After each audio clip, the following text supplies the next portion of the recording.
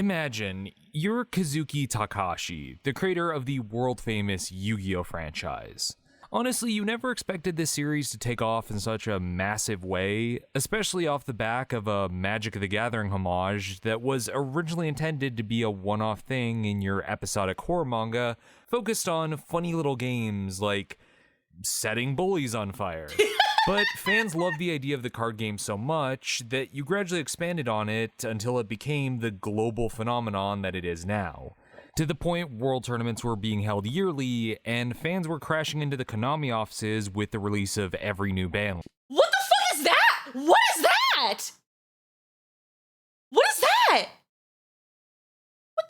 What is that? What? Why is it on fire? Probably cooking a new band list. What the? That's crazy. Okay. They unbanned Maxi. That's crazy. It's just kitchen smoke. Whack. They're gonna do a salad greens. List.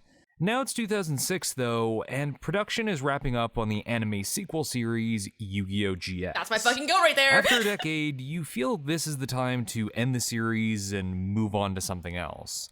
But the production staff on the anime ring you up like, come on, man, just one more series, and then we'll never, ever, ever ask another one from you ever again. alright, fine, one more. But if you're gonna do this, you're gonna go big. Yu-Gi-Oh! Meets Akira. That means motorcycles. I never thought of... Wait. I never actually thought of 5D's being that way. What the fuck? Now that you bring it up, that's actually kind of right. I never thought of like 5D's being like Yu-Gi-Oh! Meets Akira. And I love Akira. It's one of my favorite movies. And now I'm like, wait, now I think I have to like 5D's. Wait, fuck. You did it? I don't know why it never clicked with me. I mean, like, yeah, there's motorcycles in a post-apocalyptic world, which is like basically what Akira is. But for some reason, I never put the two together. Sure, and they have psychic like Akira? Oh my god, wait, you're right. Holy shit. That means an oppressive shadow government. That means a futuristic dystopian setting layered with social class commentary. And psychic powers. Yeah. Are we doing the Akira slide? Are we doing the Akira slide? Of course we're gonna do the Akira slide. You think we're gonna do a futuristic setting with motorcycles and not do the Akira bike slide somewhere? Okay, it's Get cool, your head out though. of your ass. And that, in essence, is how we got Yu-Gi-Oh! 5Ds. But why do I bring all this up? Well, ever since I was a tiny child, Yu-Gi-Oh's always been my kind of comfort trash. Yeah, it's a series where any ideological debate is settled with a game of canasta in order to advertise the newest booster packs, but once you accept its bizarre internal logic of Egyptian gods and blue eyes white jets, it's unbelievably easy to sink into, both in its surprisingly endearing characters and engaging card systems. There's a reason that few card-focused series took off in the same way that Yu-Gi-Oh! Did. Anyone remember Chaotic? Or Duel Masters? Duel Masters? Wait, what the fuck is chaotic? Wait. We're There's back. a reason that few card-focused series took off in the same way that Yu-Gi-Oh! Did. Anyone remember Chaotic? What the fuck is that?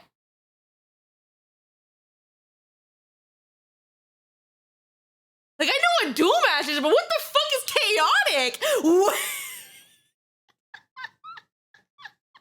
You ever hit chaotic? No! Cause I understand that like Duel Masters was almost like a response to like Yu-Gi-Oh! It was like a more like anime like card game and it's similar style of Magic. I know Duel Masters is going. I played Duel Masters. Well, I have. Free on YouTube. Really? Because of 4Kids management? Oh. It was Yu-Gi-Oh! At home. These cards look funky though. Like, what am I looking at? What are these dots for? What are the little like symbols on the left side? What are the random letters and numbers mean?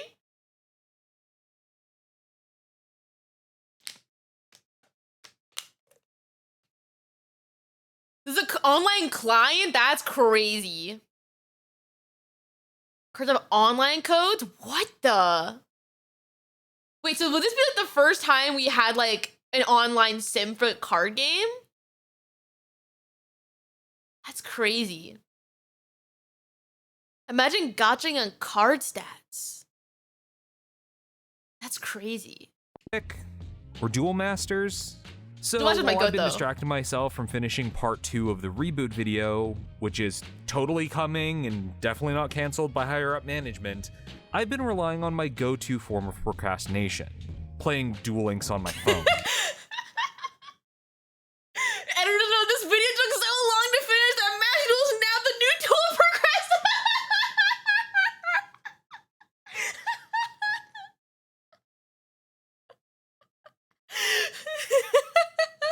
It took so long, a whole new game came. Which inevitably led me to going back to rewatching past Yu-Gi-Oh series. Duel Monsters, GX, 5D's, and started on Arc V since I never watched it all the way through when it was recently added into Duel Links. Now, originally when I was watching through these series and planning out a potential video, I intended to talk about GX and how it's a near perfect sequel to the original series. But then I got to 5D's, and that's when I noticed something.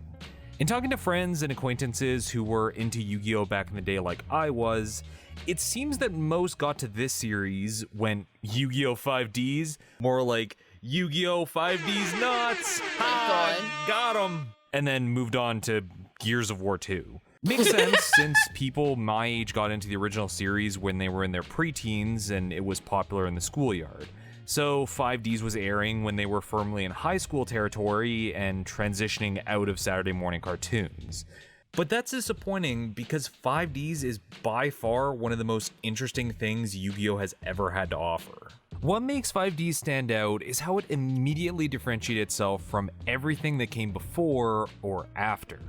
The protagonists were aged up, the tone was grimmer without being aggressively edgy, there's nuanced themes related to poverty and privilege, within the context of still being a card game series.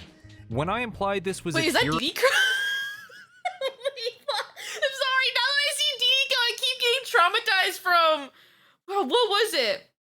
What video did I watch that had DD Crow in it? And I realized that DD Crow is a fucking cyborg crow.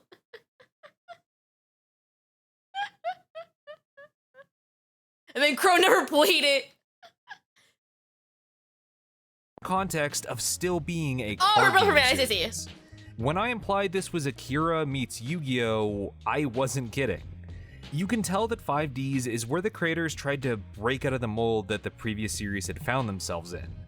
And for the most part, they nailed it.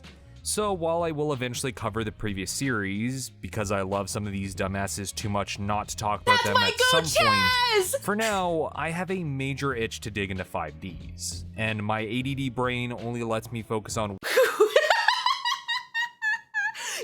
5D's VTubers, I just realized will never be made. These nuts jokes, funny little anxieties.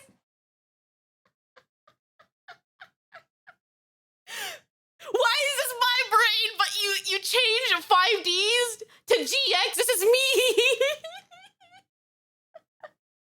It's my brain. This is literally me.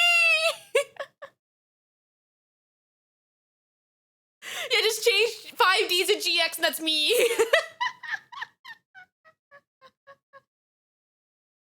one hyper obsession at a time.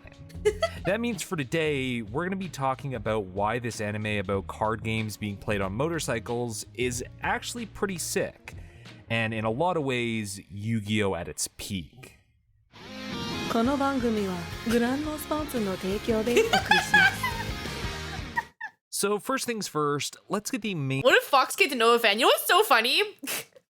Apparently he has watched my things before. I only know that because apparently in the email he replied back to my manager. He was like, yeah, thank you. I would be honored to ever watch it. I've watched Noah before. She's funny. So thank you, Mr. Foxcade. Apparently he thinks I'm a funny little lad. Dude, Musume is very based. That's very based. I love Musume.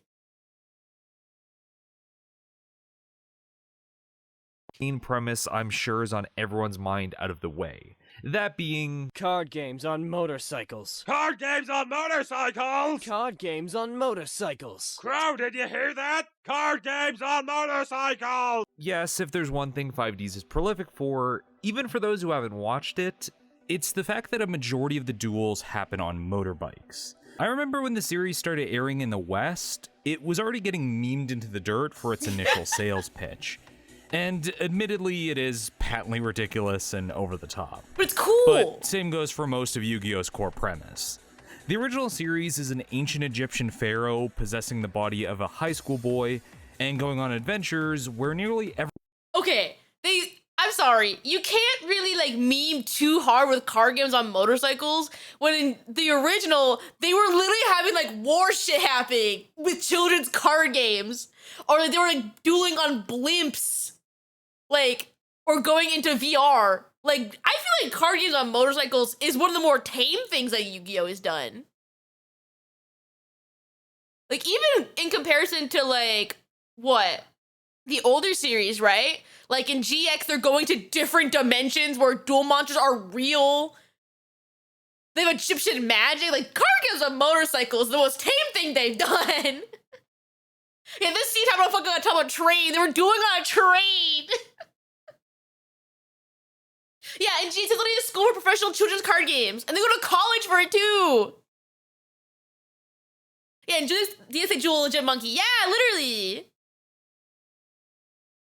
Yeah, it was always insane. I feel like card game motorcycles is tame. That's like whatever. I don't know why it's memed so hard.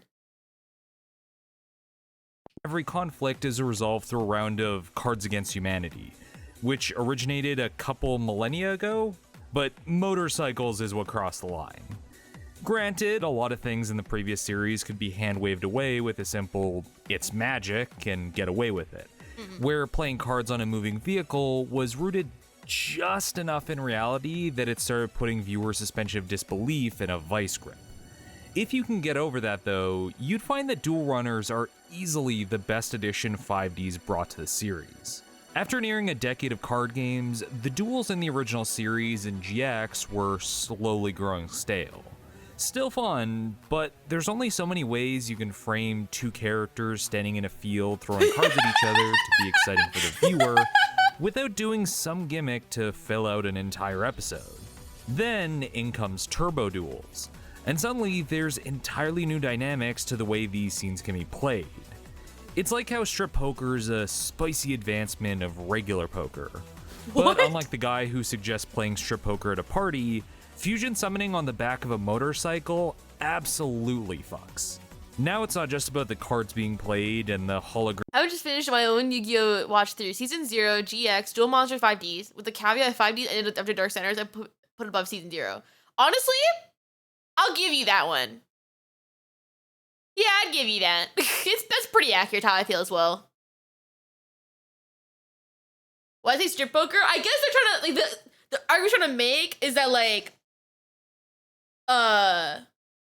strip poker is just like a step above normal poker. So I guess like turbo duels are a step above normal dueling. I don't know. Let my goat cook, I guess. Grams that can maybe sort of cause physical reactions, but how the duelists maneuver their uniquely designed duel runners. Suddenly, speed, control, movement, and locales are all factors to how a duel unfolds, radically changing their pace and flow. From the very first episode of 5Ds, we can see how much turbo duels change things in subtle ways, as the debut duel is a chase sequence where law enforcement are pursuing the main character, and the only way for Yusei to escape is to win, thus causing the officer's duel runner to stall out. Fast forward to their next couple duels, as Officer Trudge gradually becomes the Javert to Yusei's Jean Valjean, and his driving becomes The what? What? Is that meant to be a reference to something I just don't understand? Is that new from Season 0? Yeah. So that's like the bully that Yugi had. Les Mis? Oh! I've never seen Les Mis, I'm sorry. Yeah, I've never seen Les Mis, I'm sorry. Have you seen the musical? No. I'm not a real musical person.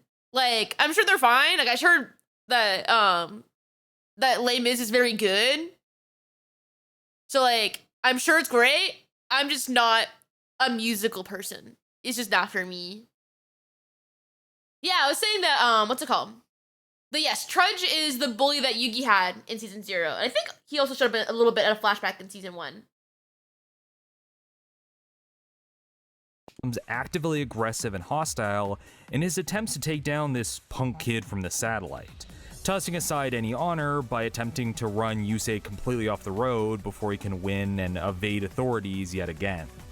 Throughout 5D's, the danger of crashing being this ever-looming threat significantly increases the intensity of duels, as characters have to balance the active variable of riding with the mind games inherent with a card game, giving way to entirely different approaches of telling a story that wouldn't work with the ground-based duels of previous. Not a musical person was able to play some instruments. Okay, I mean like the actual genre of musicals, not music itself. Again, like, I don't know. I can't think of like a musical that I was like, yeah, this rocks. You know what I mean? Like, I liked High School Musical when I was younger, but that's about the extent all you'll get from me. I don't know. Sympho Gear? I mean like musical in a more traditional sense.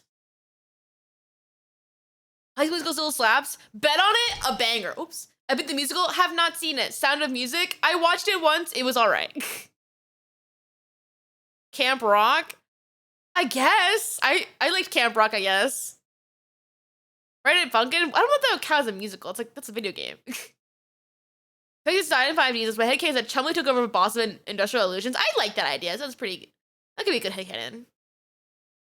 It's hilarious how dramatic they were when they attacked directly. Oh, and Yu-Gi-Oh! They're always like that, though. It's always, like, super intense when someone gets hit. Previous series. Though, to be fair, on paper, turbo duels aren't that different from the traditional format outside of the motorsports aspect. It uses unique spell cards that require speed counters, which themselves are gained each turn as the duelists speed around the track, and can be lost when players lose more than 1,000 life points, causing them to slow down.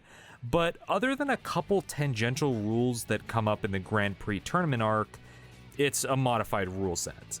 Nothing that can't hypothetically be done sitting down, even being included in a few of the video games. So I can understand why some feel that the speed aspect doesn't feel fully utilized. In retrospect, the creators of the anime were clearly walking a fine line between trying to make turbo duels a unique style of play to keep things fresh within the 5D's universe, without adding in too many extrinsic elements or exclusive rules that turn it into anime wacky racers, possibly confusing longtime fans of the original game in the process. And in that sense, turbo duels work well. Blending the visual language of motorsports with the moment-to-moment pace of a card game is a genuinely clever solution, adding in entirely new dimensions to how duels were animated and framed. Now that characters weren't physically nailed down to whatever spot they planted their feet when they started the duel, the animators had so much more freedom when it came to set pieces and storyboarding, framing matches through the positioning of opponents in the physical race, along with the monsters being summoned. Like, I'm trying my best to rationalize this, but at the end of the day, a character casually leaping over a vat of molten iron on their duel runner as they draw the vital card they need is just rad, plain and simple. But it's not just about dueling for the sake of itself. Duels at their best in this series are more than just the cards being... That's the one thing I will give 5D's, but stop me shitting on it all the time, is that it has so many fucking cool-ass moments. Like, the duels felt really cool. Can't remember for 2 days in a row, so second don't know help. Oh, thank you. I'm sorry you can't remember. I don't know why it's being weird. But yeah, everything felt really cool. Like, even the arcs that were like really boring, the duels felt cool. Like, even during the, what's it called? Where's the one with the cowboys? I can't remember the name. Crashtown. Even during Crashtown, I was like, the plot, honk shoe, mimir. However, duelists with guns is cool as hell, and they're riding like a coal mine. Super cool. Yeah, the whole show is hype moments and aura. That shit was rad. Or like when Yusei had to be like strapped down when he's what's it called? In jail, and he took a card from everyone and he's being electrocuted. That shit was cool as hell. Everything felt really cool. Okay. Crashdown was awesome. I don't know. At that point, the story kind of got pretty for me. That was the kind of arc where I was like, this is just like whatever. But the duels were really cool. I was hyped as a 7-year-old. I was hyped as a grown-ass adult watching 5Ds. Even when like Yusei randomly punches people, that's rad as hell.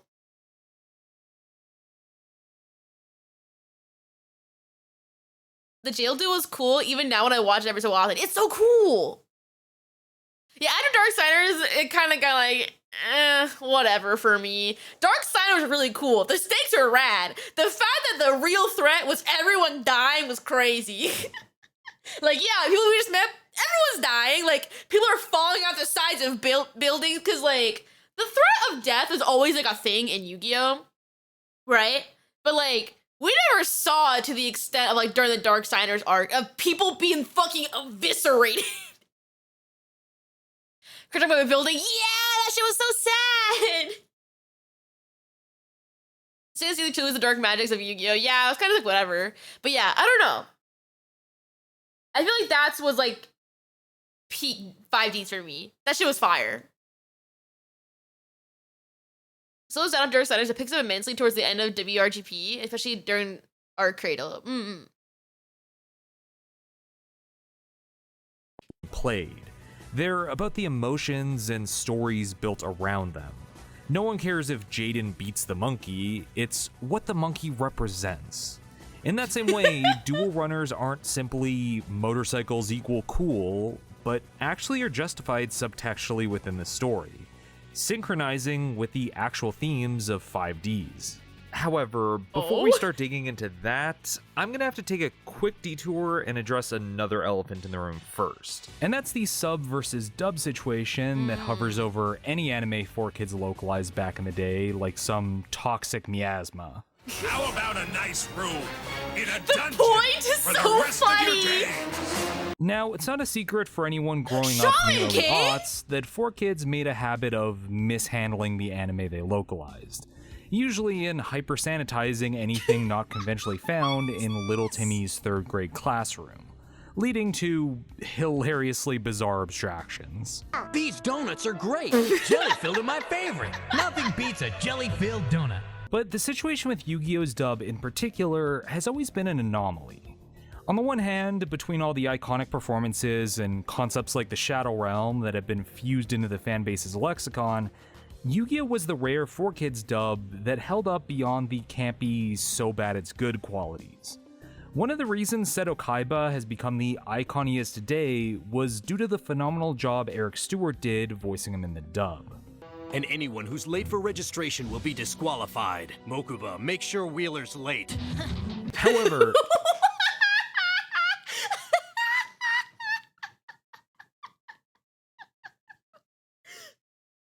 I don't know if this is like just a me opinion, but I fuck with 4Kids dubs. Like, I don't take them too seriously. They're a fun time. Because for me, 4Kids dubs wrap around from being like so bad that they're good. Like, they're a fun time. If you don't take them seriously, they're great. Go quote real. Some of the lines that Kaiba has are really good. Kaiba's a hater for the love of the game. Real. 4Kids Kaiba is toxic. I mean, Kaiba in general is kind of toxic, but especially in the 4Kids dub. They're fun to make fun of. Yeah, as long as you don't take the 4Kids dub, like, super seriously, they're a fun time. Oh, yeah, I agree. I can't stand the Zexal dub. That one, like, that was truly one time where, like, I was like, I can't do this for a dub. I'm a dub apologist, right? In any capacity, it's usually at the very least fine, and I can listen to it. Like, I'm okay with listening to an English dub of an anime. I feel like truly the only time I ever, like, rage quit, like, a dub was Zexal. Zexal was really bad. Because I could tell when I was watching that I would like Yuma as a character. based on context because of what he was doing, I was like, yeah, I feel like in theory I would like you. I just can't stand listening to you anymore. So I had to swap when I watched EXO. I couldn't do it. And was I feeling the flow? No, I like when he says I'm feeling the flow and a high five with the sky. I thought it was really cute. I thought it was really freaking cute. He's a little baby. But everything else I was like, no, I can't listen to you anymore. The GX jump, that was a gift for the gods. True, it's so good. You didn't high five this guy? No, but I felt the flow. In making these changes, 4Kids also had to drastically, and I mean drastically, change the source material in order to bring it stateside, either due to localization decisions made by 4Kids themselves, or changes that were required by FCC regulations for children's programming, resulting in the tone of the series often being aged down from how it was originally written. On your feet. Mr. Pegasus, would like to have a few words with you. Of all the series, though, there's a strong argument to be made that 5D's got the worst of this. Where GX's inherently lighthearted school setting allowed for plenty of freedom to be goofy in its localization, I'm ready to duel. Let's go. Yo, I'm down, but we be illin', homeboy. I have no idea what you just said. for a moment, Wait, I didn't hear that again. Fuck, I love GX, dude. That shit's peak. That shit's peak. Get out of here. I hear it again. to be goofy in its localization, I'm ready to duel. Let's go. Yo, I'm down, but we be illin', homeboy. I have no idea what you just said. for a moment,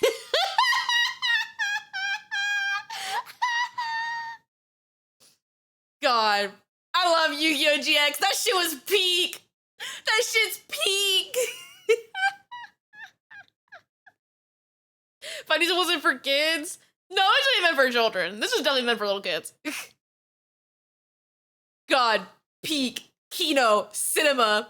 I love Yu-Gi-Oh! GX. That shit's fire.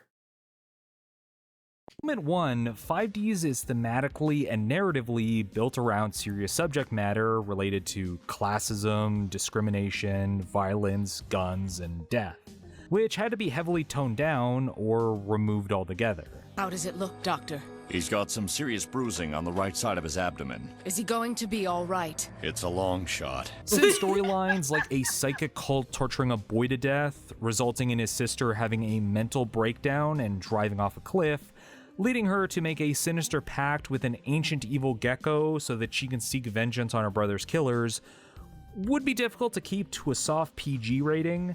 4Kids had to file down 5D's sharper edges with a belt sander, removing most of the bite when it comes to its deeper themes, even if it gave us some undeniably hilarious edits attempting to work around the darker moments of the story.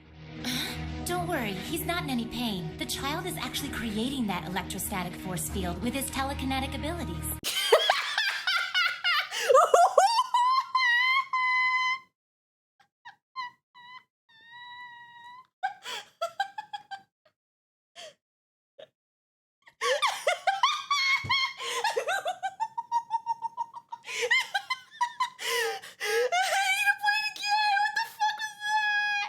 Attempting to work around the darker moments of the story. Don't worry, he's not in any pain. The child is actually creating that electrostatic force field with his telekinetic abilities. Yeah, he's screaming for dear life, but he's not in pain though. He's fine. he's not in pain at all. He's screaming. He's like ah, it hurts, but no, he's fine. He's just making thunder. It's because he's a psychic. Did you know that? You know what blew my mind? The fact that Japanese fans will have no nostalgia for 4Kids Yu-Gi-Oh! Soundtrack so incredible they don't even know. Yeah, real! I sometimes think about that, how there's like certain, like, new, I don't know if nuance is the right word, but certain things that come from the American version of Yu-Gi-Oh! That people just don't know. Like, I have a friend of mine, when I was visiting here in Japan, right? We bought Yu-Gi-Oh! Merch, and I was trying to explain to her, like, I was like, oh my god, it's Joey Will, Brooklyn accent. And she's like, what? And I was like, yeah, that's Joey. And she's like, huh?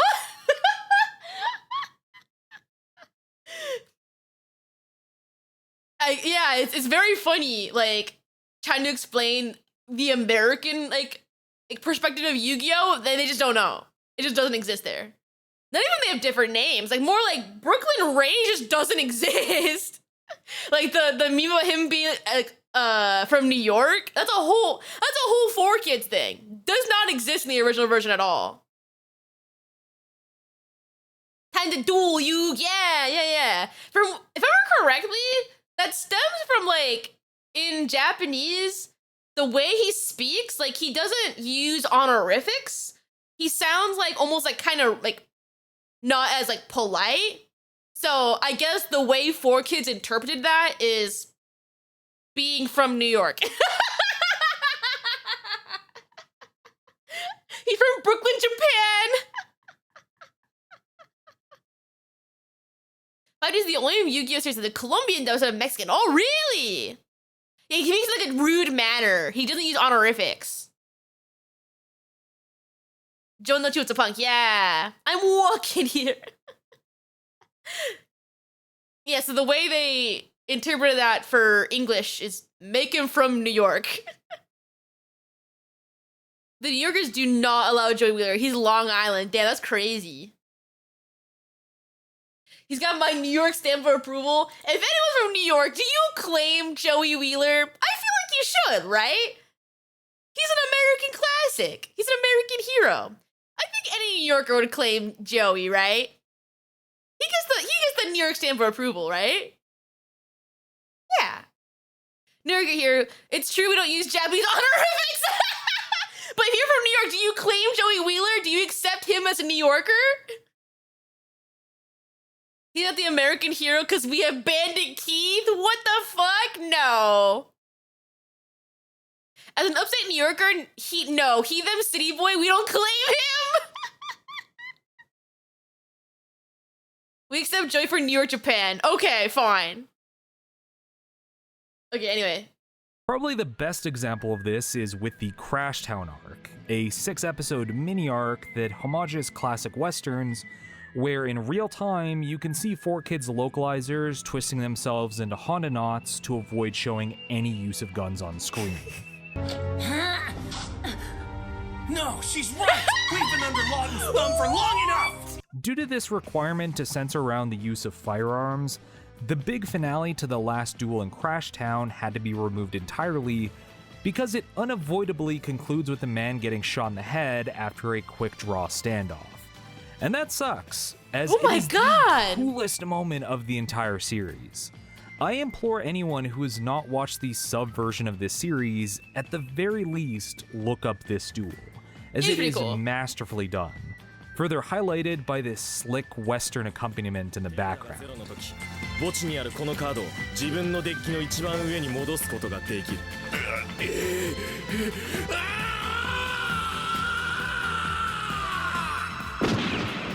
Yeah, I forgot. Isn't it in Crash Town? Like, if you lose, you die, right? Like, if you get challenged by that one gang, if you lose to them, you die. Am I crazy? Is that not what happens in Crash Town? You can sit to the mines? I see. Oh, that's what it was.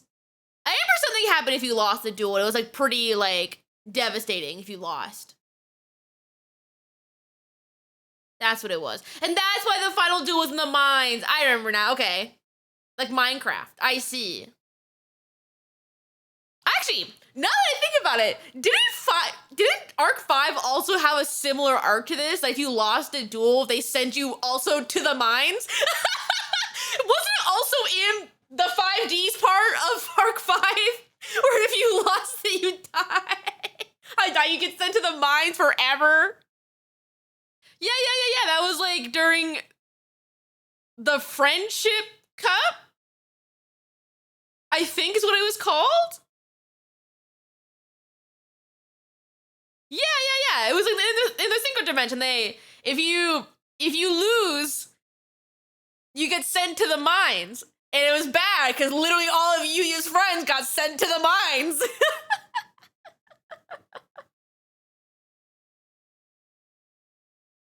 The director of 5D's wrote that part of Arc 5. Oh, I can see that. The Shadowrun knows in the Philippines. That's crazy. You got turned into a card? No, they got sent to the mines, dude. It was like this underground shaft. Or it might be like a trash compactor. I can't remember. Point is, I remember Yuya crashing out in his hotel room and being like, what the fuck? My friends are gonna be stuck working for the rest of their lives! They have to have jobs!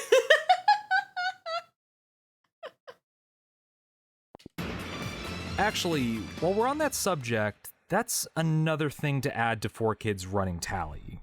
Like previous Yu-Gi-Oh! Series before, the dub for 5Ds completely replaces the original soundtrack, and that ends up changing the mood of scenes on a fundamental level. 5D's grungy, futuristic atmosphere is built off the back of its mix of nu metal and techno music, to the point you can't entirely separate them without losing something. Just take a listen. Oh, the theme fucking slaps. This is fire. For a series about card games being played on... Okay, I'm sorry to pause again, but if I remember correctly, this is like a problem that happens across most 4Kids series. It's not just a Yu-Gi-Oh thing. And I believe it's like a licensing problem. I know this is a problem, especially in the Pokemon community. I know they get really mad about watching the dub because the original soundtrack from the anime in Japanese follows the games. But in the dub, they just have fucking random ass music. So yeah, I believe it's a licensing problem that they can't get the audio from the music from the original anime. So that's why literally it's all 4Kids series. It's not specifically a Yu-Gi-Oh problem. Which sucks because a lot of the time the music slaps. Yeah, they don't have the rights to the music. There's a time I think Funimation tried to obtain a license for Yu-Gi-Oh dubbing. Yeah, I think you're right, because I think that was the dub where Johnny Young Bosch voiced Yuma. I think that's where it came from. Workers opening do go hard. True, spitting, they do. They cooked. They cook on like really cheesy anime openings. I'll give 4Kids that one. How is it modern Yu-Gi-Oh episodes too? Yeah, because I believe 4Kids still dubs modern Yu-Gi-Oh. It's just that Konami owns 4Kids now. And it's just not 4Kids anymore. But it's same idea. Jason putting gas? True. Spitting. Yeah, 4Kids. No, I think 4Kids media doesn't even exist anymore. Wait, Johnny Young Bosch voiced in Yu-Gi-Oh? Okay. So, there was gonna be a dub of Zexal where Johnny Young Bosch voiced Yuma. There's a pilot or like clips of it floating around on YouTube.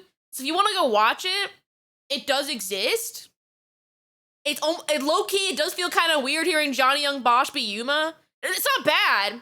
It's Johnny Young Bosch, right? So he sounds like Johnny Young Bosch. He sounds the same and everything. But he does sound really cool. So yeah, fun fact. I think it was Funimation that was gonna do it. Don't quote me. But for sure it was not 4Kids doing it. They exist their licensing holder company now. Yeah. Can only hear Nero. I can see that. It was Funimation? Okay.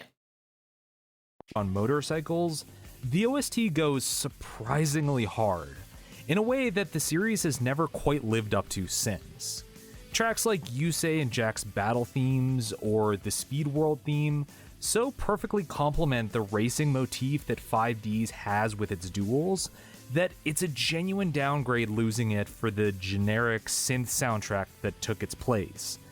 The dub makes up for it a bit with its new opening theme Hyperdrive, a banger. But the fact that Clear Mind Insert Song was removed from Shooting Star Dragon's first summoning is a war crime that some former 4Kids producer will answer for someday. I'll see you in hell, Michael Brady. Lastly, there's the fact that the run of 5D's English dub was cut 30 episodes short. Similar to GX a couple of years prior, 5D's entire last arc and the epilogue were never aired in English. So not only is there massive resolution issues with the main antagonists, but of the top 10 duels from this series, 6 never got localized and were completely missed by fans who never looked into the subbed version.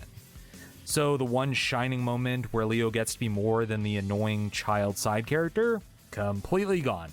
The explanation for who Bruno is and why he's there, which leads to his life or death duel against Yusei, the one person he developed a mutual attachment to, never happens. For those who ever watched the Bruno's so original hot. series, imagine not Sorry, getting the latter half of the Battle City tournament or the duel between Yugi and Atem. Supposedly, this quick wrap-up was due to a legal dispute between 4Kids and TV Tokyo regarding some backdoor dealings the former was making, resulting in the Japanese broadcaster almost terminating their contracts altogether. Though 4Kids claims the I think someone in chat mentioned this. You're right. I guess this is what caused the Funimation thing. It's all coming together. So I guess they were having a problem with TV Tokyo. They were beefing it out. So I guess at one point, Funimation swooped in and is like, can we make Yu-Gi-Oh? They made a pilot, and then it ended up going back to 4Kids anyway. I think the video randomly answered our question on accident. The more you know. That's crazy. cuts had more to do with low TV ratings. Either way, this would explain why sizable chunks of the last season were axed, as 4Kids was racing to end it as fast as possible, and just cut anything that was seen as chaff, even if that chaff was vital plot points. Like I said, 5D's got it pretty bad. But as much as I can deride 4Kids dub for all the changes and general mistakes with how it handled 5D's, it also has that undeniable 4Kids charm to the writing and delivery of lines that's super endearing to go back to. Try harder next time. Is that Joey Wheeler? No, man, it's his cousin Jesse Wheeler. Greg Abbey just fits Yusei exceptionally well, nailing that blend of stoic strategist and hopeful optimist, even if 4Kids edits butchered the character's best moments. And they made Jack Atlas a Cockney Brit. How can you not love that? It's so cool. Delivery! I don't think so. I ordered the Kung Pao chicken with a side of soup. You nincompoop! That's our store delivery, not your lunch. Beat it! That's why, despite everything I say going forward being in reference to the original Japanese version, I'm going to primarily rely on the English names and terms, since that's what I was raised on. And let's be real, D-Wheel just doesn't have the same ring that Dual Runner has. I'm not gonna lie, he's kind of spitting, he's right. Like, I know people are really attached to the original Japanese nicknames of things, but I ain't gonna lie to you, a lot of the times I think the English names are better. Like, Dual Runner's so much cooler. Dual Runner's fucking peak. And a lot of the localization names are much better. They call it Dual Runner? Yeah, in English they call it Dual Runner. I think, to be fair, I think what throws me off of D-Wheel is the way they say it in Japanese sounds like D-Wheel. It reminds me of doing a cool whip. Only Jack Spike was a D-Wheel, so it's a big wheel. True. Dual says Dual Runner. Can dogs even drive? Which nicely brings me back around from that earlier detour into 5D's own world building. As I already mentioned, an extremely ever-present theme early on in 5D's is classism and discrimination, as it is riddled throughout its world building. Oh, boy, the main setting for the series is split across two areas. First, you have New Domino City, a functional utopia where the well-off citizens go to stadiums to watch duels transformed into the Talladega, and turbo duelists perform for their ravenous fans. Show us a butthole or something! What are we doing? What? What? Absolutely cutthroat. And then there's the Satellite, a slum island off the coast of the city, rife with urban decay. Was that from the Abridged series? I'm a GX fanboy, I'm sorry. No, it's very base. I am also a GX fanboy. That's so real. That's the Abridged series. I've never seen the Abridged series. So I feel like a lot of these references are just going over my head. I don't know anything.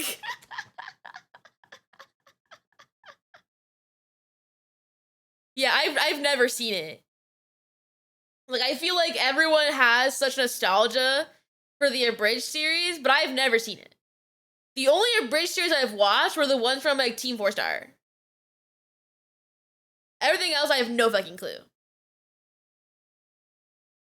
What did you see? I thought about doing a react to it, but apparently there's a lot of copyrighted stuff in there, and I don't want the VOD to get giga nuked. Where the poor and criminals are left to waste away with zero established ways to move up to New Domino, with the only thing connecting the two being a pipeline for the city to send over its garbage. Whether you're born there or a criminal that was kicked out of the city and left to rot, you are satellite scum for the rest of your life, only meant to recycle and process trash being fed in from New Domino. Technically, the satellite has only existed for approximately 17 years by the start of the series, when a new NRD reactor, the D stands for dueling, went critical, causing the area to break off from New Domino. But that hasn't stopped those from the satellite being treated with the same public disdain as someone announcing their new investment in NFTs. Immediately, the series establishes this contrast in its setting with the dichotomy of our two main protagonists, Yusei Fudo and Jack Atlas. While Jack is living high in New Domino City as the reigning king of turbo duels, cheered on by adoring fans and signing movie deals, Yusei is left in the satellite, salvaging enough scraps to put together a working duel runner that can get him out of there before he's caught by sector security. And it's this contrast that's the initial driving force of the story. Years ago, Jack stole Yusei's Stardust Dragon and first duel runner back when they were friends so that he could get into New Domino, and now Yusei has to work his way up to the city to even things out. But that's more complicated than it initially sounds. And here's where we get into the deeper stuff with 5D's. You see, in a world where card games are the center of everything, even being included in the school curriculum, those in the satellite are completely limited from any opportunities a good deck could provide for them by the very nature that cards aren't easily accessible there. Without things like card shops around or the finances to purchase them, those stuck on the island are left to scrounge for what few cards they can find in this near lawless wasteland, like Yu-Gi-Oh! Players doing trades at locals. This can be as simple as sorting through New Domino's trash for cards someone tossed out, to outright mugging others for theirs, making a usable deck an extremely precious resource. While it seems like these are ultimately minor details in a story where all the characters have perfectly put together decks, it actually goes far to explain the sheer emotional attachment those from the satellite have with their cards. Yusei's belief that there are no useless cards doesn't come from the same idealistic sentimentality that previous protagonists have. The one Crow was the best archetype of the time. Yeah, dude. Isn't it that the reason why Crow stayed around so long in the anime was because Blackwings were so popular? That's crazy to think that Crow was just casually walking around looking at trash and goes, ooh, a meta deck? Don't mind if I do! And just fucking took it. Yeah, we had fucking DD Crow. Just, yeah, casual hand trap that'll stay around for like 20 more years. Awesome! This is great for me. Yeah, real. Who fucking threw away Blackwings in like 2008? Are you crazy? That's a myth, I'm pretty sure. I can see that happening, to be honest. No one liked birds, but they were so cool. Birds supposed to be died in Dark Side, but Blackwings are so popular in Japan that kept them alive. They didn't read Blackwing Whirlwind. Crows are RPG that catches $50 in trash cans. Yeah, just casually finds like straight up cash. That's crazy. Shout out to Chaz, who also scouting a deck from the bottom of a well. Yeah, it's my fucking goat. That's my goat. That's kind of a myth. We don't really know why he became a guy who took Leo's place. Leo's have a license? Well, yeah, because it took till like what, season 2 for like dual runners become like legal. Because printing junk synchro was massively meta. Real. There's a character shown later that threw away Trishula, which is the strongest thing. What? Someone threw away Trishula? That's crazy. Chaz we love Ojama so much because Chaz is the fucking goat.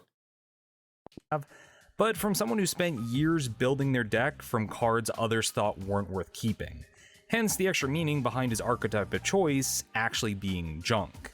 Monsters that are designed as weak on their own until they're pieced together effectively. His deck might be made up of cards others tossed out that he was able to scrape together, but it's incredibly sentimental to him, which is understandable in a place like the Satellite, where the way many orphans are left to learn their reading and arithmetic is from the cards they've found in the trash, ignoring the implication that any Yu-Gi-Oh player actually reads their cards. But even if someone can scrounge up a decent deck, duel runners are something else entirely.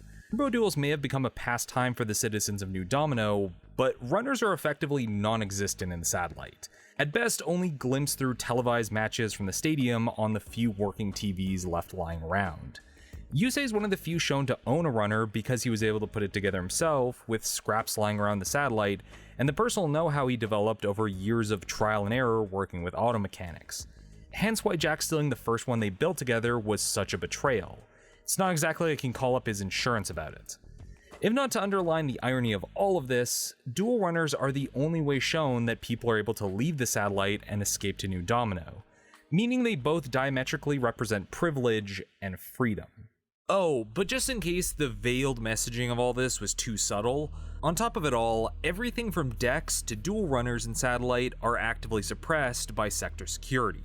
Wouldn't want the riffraff getting any ideas. Sector security do their patrols through the island less to protect and serve, but to make sure those in satellite stay in satellite, resulting in the citizens forming their own duel gangs as a form of self-protection. And that eventually escalates to not team satisfaction. Okay. I think team satisfaction, their outfits are so ugly. I couldn't take it seriously. I couldn't take the whole team satisfaction arc seriously at all. Because like they look so fucking ugly. Why did they look like that? Why the fuck did they wear those ugly ass vests? Sleeveless Yusei though, it was awful. They're poor. They can afford jackets. What the fuck? Oh, is that the dub name's Enforcers? I forgot. They couldn't afford sleeves? Nah, they can definitely get jackets. The vests were like a specific choice. That was a specific choice. They chose those ugly ass vests. Team Nickelback was already taken. No, they live in the slums. They can't afford McChickens. There's no stores in the slums. Yeah, but like regardless, they could have gotten jackets. Where could they get jackets? I don't know where the fuck they got this ugly ass vest from. Yeah, wherever they got those fucking ugly ass vests from, they could have gotten jackets. Can't believe Noah's making fun of the poor. That's crazy. They don't have enough money for chicken nuggets. Yeah, they can get like jackets from the trash. They don't need to wear these ugly ass vests. Come on, they can do better than this. Can't believe my goat is poor shaming. I'm not poor shaming, but I'm saying they could have worn better jackets than what the fuck the vest they were wearing for team satisfaction. I bet you Chrome made them because he's the one who wears them. True! Dude, now that you mention it, I wouldn't be surprised if Crow was like, hey guys, look at these cool vests. And I was like, okay, yeah, let's wear them. And everyone was like, you know what? These are kind of ugly. We should not wear this anymore. But like, Crow still wore it.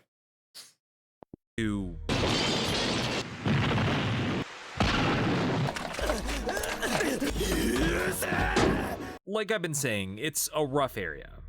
And for those caught breaking the law in Satellite or New Domino, like stealing back cards from Sector Security or playing an Eldritch deck, they're taken to the facility, where they're painfully branded with face tattoos that both act as a tracking chip and a permanent marker of someone's criminal past, even after they've served their time in prison.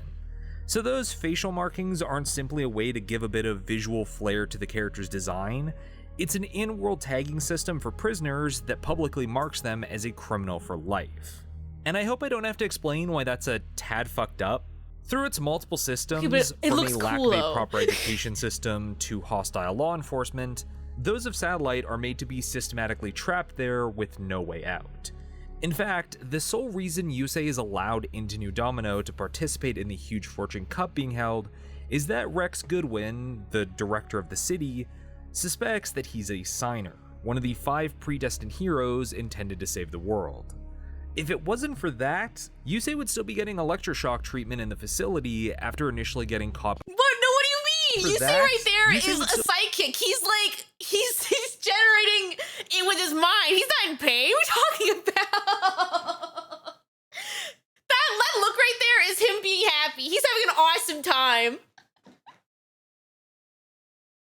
Yeah, you see that face right there? He's having an amazing time. He's generating so much energy. He's such a good psychic. He's just a little freaky. Yeah, literally. He's synchro summoning with his mind. It's green because Stardust is wind. He'll be getting electroshock treatment in the facility He's after having a great initially time. getting caught by Much Sector fun. Security, escaping into New Domino to settle his score with Jack. Thank the Crimson Dragon for main character privileges. What makes this all even more insidious is when it's revealed that this segregated hierarchy is largely manufactured by Goodwin himself, who admits that the Zero Reverse event that originally separated Satellite from the mainland also freed the Earthbound Immortals, ancient evil deities heralding the King of the Netherworld, thus making Satellite the future battleground for their 5,000-year war against the Crimson Dragon's signers. If the people of the satellite were allowed to migrate over, that would simply move the battleground to New Domino, as the Earthbound Immortals require a massive amount of souls to manifest. So Goodwin's solution was just to isolate everything to that one area through systematic discrimination and dehumanization. You know, girly A things. very, let's say, utilitarian approach intended to limit casualties by effectively making the citizens of Satellite resources for a proxy war they didn't agree to be part of. Because fuck the poor?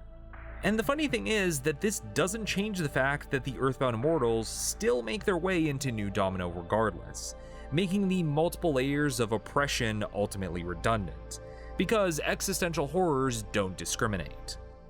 You think the writers were trying to say something about the futility of classism or something? This is what I meant when I said 5D's had so much going on beyond the motorbikes. By so firmly rooting its story in a world of haves and have-nots, and how that environment affects the character's place within it, 5D's creates a world that isn't just grim, but layered. This isn't just good by Yu-Gi-Oh standards, this is marvelous world building, period. And totally not reflective of real-world issues. That'd be crazy. I haven't even gotten into the characters proper yet because the setting is such an integral part of understanding the story being told, using these grittier yet grounded social issues as a way to frame its characters, rather than just some set dressing. But now that we've set the stage, let's get to the actors involved. Looking at the cast of 5D's, you'd be forgiven for thinking it's simply exporting characters from its previous series. You got main character with a Jersey Shore salon worth of hair gel on their head, the rival who has a lot of specific art with the MC, oh my the god, chill best friend, the girl love interest, the child prodigy who never actually does much, and Leo. But I think what makes 5... Is he doing my goat like that? You cannot be like, oh, and that's Leo, that's my goat. Get out of here, that's my little guy. You cannot do my goat that way. You cannot shade my goat like that. You cannot, that's my little goober, that's my little guy. Leo does nothing, I don't care, he's my little goober. He's my little guy, okay, leave me alone. He's a baby. Mokuba Proxima looks smart. Mokuba's all my favorite character, leave me alone. He's a little guy on his birthday. Yeah, he's a little birthday boy. Leo is Leo just saying, leave him alone. Both turned to be clowned on? No, that's my little guy. Dub Leo got nothing, period. It's not, okay, listen. It's not his fault that 4 kids said die. Leo would be an iPad kid. I can see that. I feel like he would love an iPad. He would love Coco Melon. How is Mokuba your favorite? To be fair, it stems from season 0 Mokuba, and season 0 Mokuba's a fucking little shitter. He was there for crimes. 5D's characters stand out is actually the level of maturity with how they're handled. Whether it's Crow acting as the big brother to a group of orphans in the satellite, or Yusei's deep-seated guilt that his father's NRD reactor melting down is the reason his childhood friends were orphans, there's a subtle nuance to the characters that makes them feel fleshed out beyond their archetypes. And I don't think any better reflect this than Jack Atlas and Akiza. Now, as much as I adore Seto Kaiba and his petty rich kid antics, I'd argue Jack Atlas actually edges him out as the better rival character, at least from a writing perspective. I'll I'll give him From that. living as an orphan growing up to spending years trying to survive the cutthroat streets of Satellite, you get a clear picture of why Jack would have this massive chip on his shoulder about wanting to prove that he's the best. Like, if I lived as a second-class citizen where I was viewed as scum by the upper class as they sent me their trash to recycle, I'd probably develop an inferiority complex and feel the need to prove myself too. With all that accounted for, it's easy to understand why, when Rex Goodwin reached out to help him get into New Domino and make him into the king he always imagined himself as, Jack jumped on the opportunity, even if it meant stealing his best friend's card and dual runner to do so. Once in the city, his ego was then consistently inflated as he was marketed as the king of turbo duels to the public, Goodwin manufacturing a backstory where he was raised in the tops of New Domino in order to guarantee that he's accepted by the fans, as there's no way he'd be accepted as a valid champion if they actually knew where he came from. And that's what makes his fall from grace that much harder when he inevitably loses to Yusei at the Fortune Cup. Having lost his title in front of the masses and his true origins as a satellite citizen made public, Jack is utterly humiliated. Largely dismissed by his former fans, he's then left to re-examine everything he gave up in pursuit of being king, as he looks across the waters to his former home that he left behind. For all his boasting about being the master of faster over the years, he couldn't back it up when it mattered, forcing him all the way back to square one. And that's why— And it's okay. To pause on this, it's all because of my goat, Carly. I'm sorry. Like, Carly made Jack a million times better, and I refuse to hear otherwise. The yeah was formed? No, he's dating my girl Carly. They're in love. Get out of here. Yeah, Carly is the GOAT. Carly is the GOAT. She fixed him. She literally did. She literally fixed him. They did her so dirty. Carly is the GOAT. Thank you. Carly is the GOAT. She's not gonna fix it when she did. She literally did. She literally did. Not just season 1 they are. No. They're dating. They're dating. They're in love. They're in love. Get out of here. Yeah, like, not gonna lie. Don't get me wrong. So far, this analysis has been pretty good. I get where he's coming from. He's not giving my girl Carly her flowers.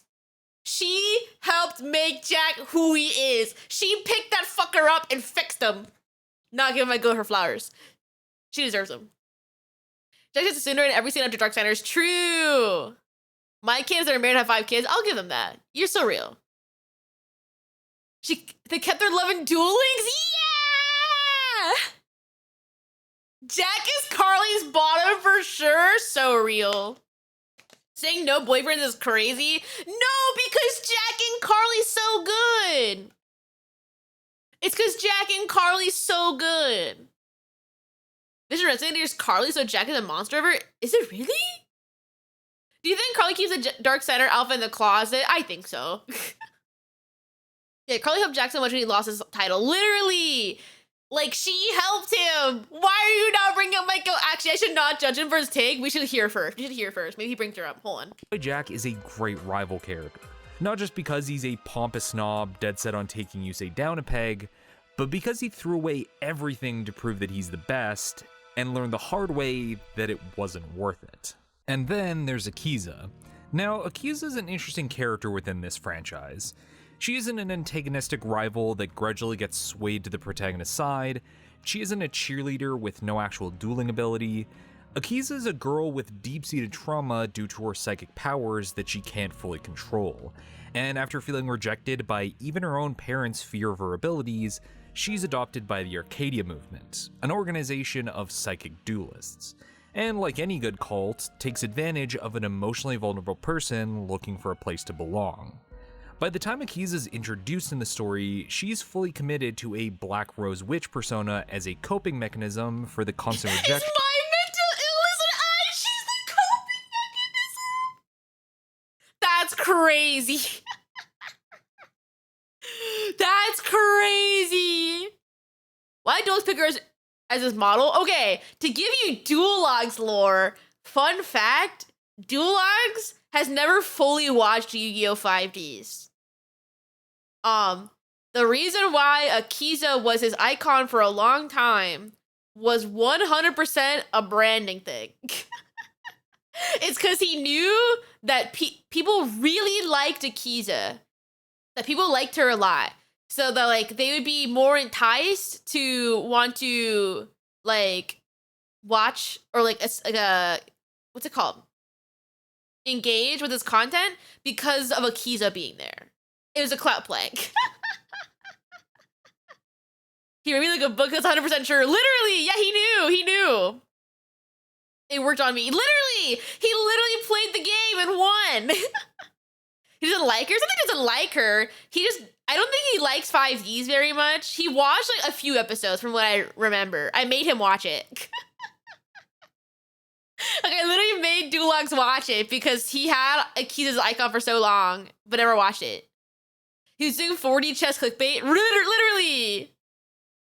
I just thought he likes Rose Girls because he likes Rosemi. No, those are separate things. But yeah, fun fact. That's the reason why Akiza was his icon for a long time. The more you know. Also, may I just say, it's also kind of weird the fact that Aki's name in English is Akiza. It's like Asian sounding, but why not just make it Aki? I don't know. I think he does a bit of Crusher though. I feel Rosemi Obsession ain't random. On Akiza? I don't know. He probably thinks Akiza's hot. Yeah, it's a Forkis moment. Akiza, I don't think Akiza sounds bad. It's just like, what was the point of changing it?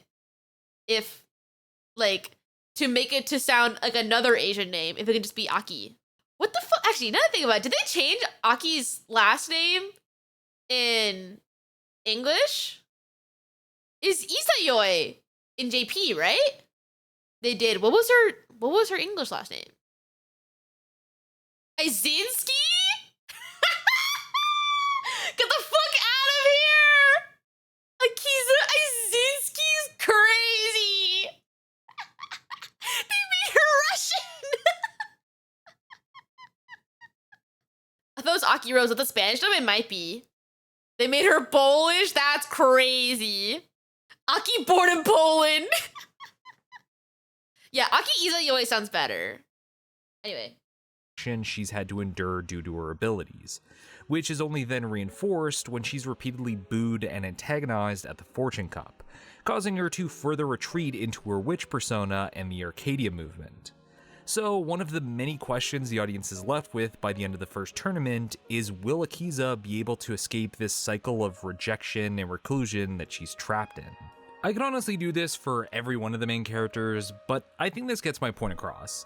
What's great about 5D's is how surprisingly character-driven it is early on. There's depths of fear, trauma, remorse, and frustration of this cast that you might not expect at first glance that humanizes each one of them. While the story starts out centered around Yusei and Jack's personal beef, that's simply used as a jumping-off point as each signer is established and the scope of the world is widened, eventually pulling them into the fight with the Dark Signers. And if you think this level of character writing is exclusive to the protagonists, well, you don't know why I'm doing this video. Now, up to this point, Yu-Gi-Oh! Has had a lengthy history of villains. Maximilian Pegasus, American is Rare Hunters, Yami Bakura, Yubel, the Society of Light, the entire card-selling market, the list goes on. But what makes the Darksigners compelling villains in their own right is that for the most part, they honestly aren't really villains. They aren't made to be cartoonish baddies with evil motives purely for the sake of world domination. At least deep down. These are characters that have understandable motives who died with regrets and anger in their heart, turned by the Earthbound Immortals so that they can seek their vengeance while acting as the gods' vessels. Except for Devik. I don't know how Devik got through the screening process. To quickly run down the list, you have Geiger, whose entire village was wiped out by Goodwin's experiments, and is hung by Goodwin's brother after he fails to impale Rex at the Fortune Cup with a giant spike. Misty lost her brother to the Arcadia movement's experiments before she drove off a cliff. Carly was a reporter killed by the Arcadia movement after she found out too much. Rest in peace, my goat. And Kellen was the old leader of Yusei, Crow, and Jack's duel gang, until he took his goals of unifying Satellite too far, and went a little crazy. Leaving him to slowly rot in the facility where he was beaten and starved. These aren't black and white motivations, but characters whose genuine griefs and struggles were manipulated into something evil by darker forces. But how did her brother die? He was making the lightning on purpose!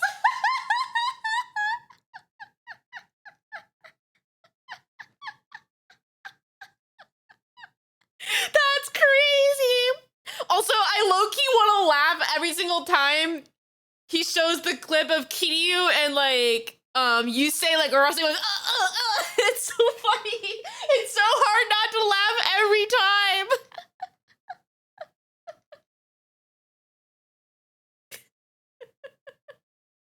Forces in their final moments, making their duels against the signers that much more involving, because for most of them, there's history there. What I think is most interesting about the Dark Signers as antagonists isn't just that they're twisted innocents, but that along with their own respective issues, their matches are also used to force the Signers to face their own past mistakes. Akiza might not have killed Misty's brother like she was led to believe, but she did cause plenty of damage as the Black Rose Witch in the past. Yusei didn't rat out Cal into Sector Security, but is there more he could have done to save him before he took things too far? And has Jack truly changed for the better, or is it simply because he's no longer king that he's had this change of heart?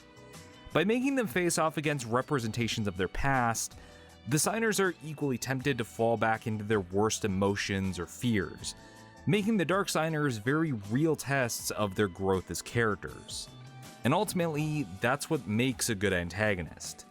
This entire arc, outside of the whole ancient battle for the fate of the world thing, is about how fixing things in the now requires acknowledging the mistakes of the past and reconciling with them, while also being about how larger powers are what ultimately pushes otherwise good people against each other. Also, by the way, Misty's brother Dub is implied to still be alive in a different secret facility still being experimented on. What? Is that what the conclusion was at the end in Dub? That he wasn't dead? To be like, oh, he was just missing. He's fine. That's crazy. I can't remember.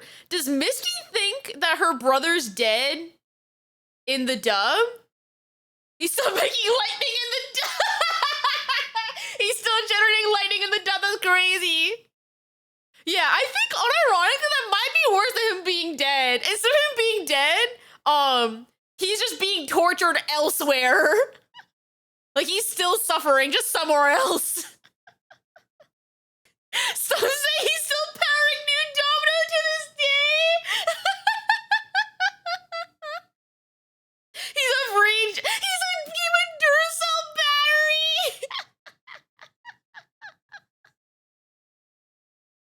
Torture? Nah, he's shooting lightning. He's Gucci. That's crazy.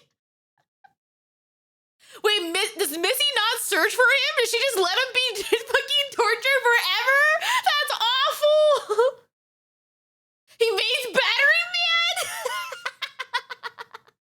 Clean energy achieved? Question? Now she left for France? She abandoned her brother? I'm sorry, she made this huge ass deal about her brother being missing, but when she found out he's being tortured in a different facility, she goes, nah, I'm good, time to fuck off to France. What the fuck? Oh my god, I'm literally crying. Didn't Forcus they not think for 3 seconds, like, what the hell that means? Vive la croissant.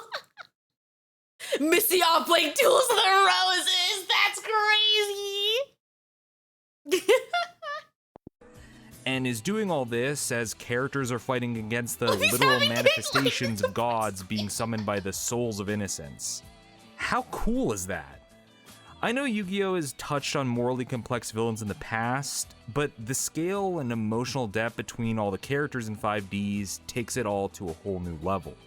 And that's why it feels like the series wasn't planned to go past the Dark Signers.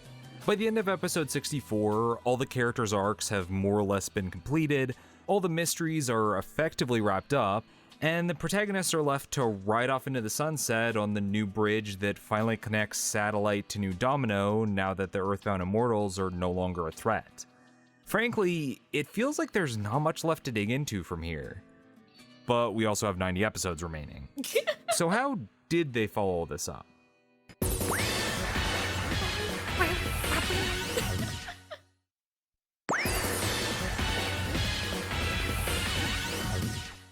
Now, if you pay attention to discussions surrounding the show online, you might get the impression that everything past the Dark Signer arc is hot garbage on a summer day in Satellite, depending on who you talk to. But it's not quite that drop that you see in some other series.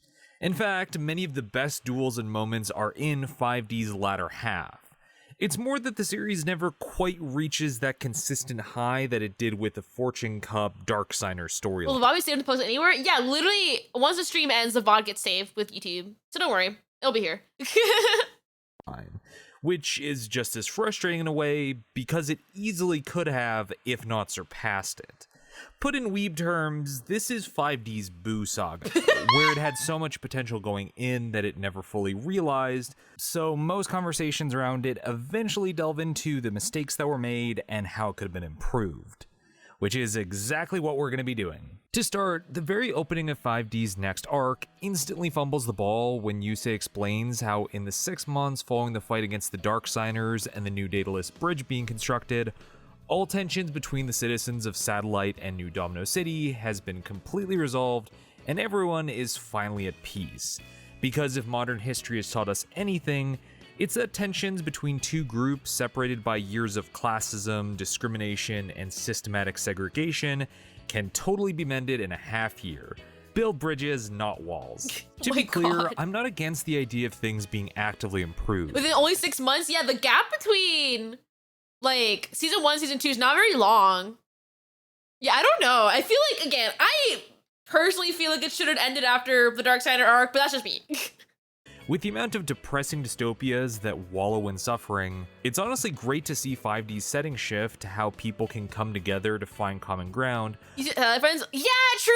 That's another problem I have with 5D's, is that they set up like Yusei having these like satellite friends. Like, what the fuck was the little one that I thought was a girl but was not a girl?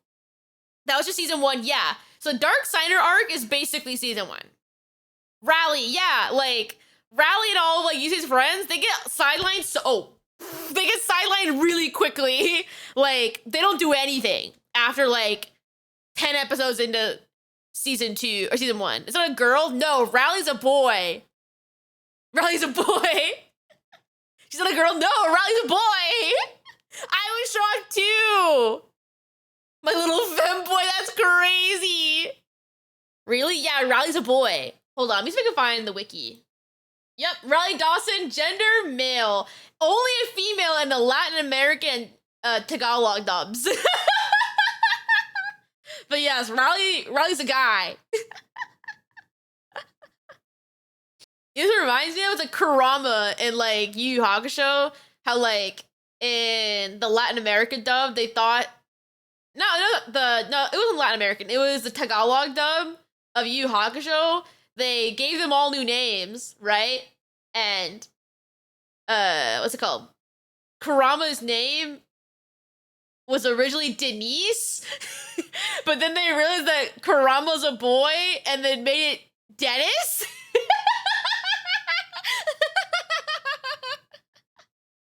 He was forced fed into a Latino. That's crazy. Yeah. Yeah, it went from Denise to Dennis in the Tagalog dub of Yu Yu Hakusho. How I see season 1 is a reflection of reality we can't understand, affecting mistakes. Season 2 is a reflection of the hope of society we can finally love past, not perfection. But in the Brazilian dub Duelist Kingdom, Bakura was treated as a girl until that's crazy. That's crazy. How do they look at Kurama and say, yeah, that's Dennis right there? We kind of have Yoko Dennis. That's right, in the Greek dub of One Piece, Luffy was renamed to Drake. That's funny. I love when they rename an anime. It's so silly. Once those divisions are dissolved and the ruling class are violently removed from power, working as a follow-up to the previous arc's underlying narrative about making amends for past mistakes. There didn't need to be a 12-point plan for urban revitalization established to fix these deeply systemic issues from the card game motorcycle anime. But considering all the stories that could have been told within this setting shift, just for everything to happen off-screen in the time it takes me to complete a video is far less compelling than actually seeing the moment-to-moment beats and hurdles of the world changing. For example, it makes sense that the main characters are given special treatment as famous duelists that save the city, but then the next step would be showing how average citizens from Satellite reintegrate into this population that once viewed them as human garbage, now that they can move freely within New Domino. Officer Trudge has a whole mini character arc in the previous season dedicated to him realizing the mistakes he made, criminalizing those that lived in the Satellite, when they were simply trying to survive with the bad hand they were dealt. But what about the rest of Sector Security that were effectively trained to oppress the citizens there?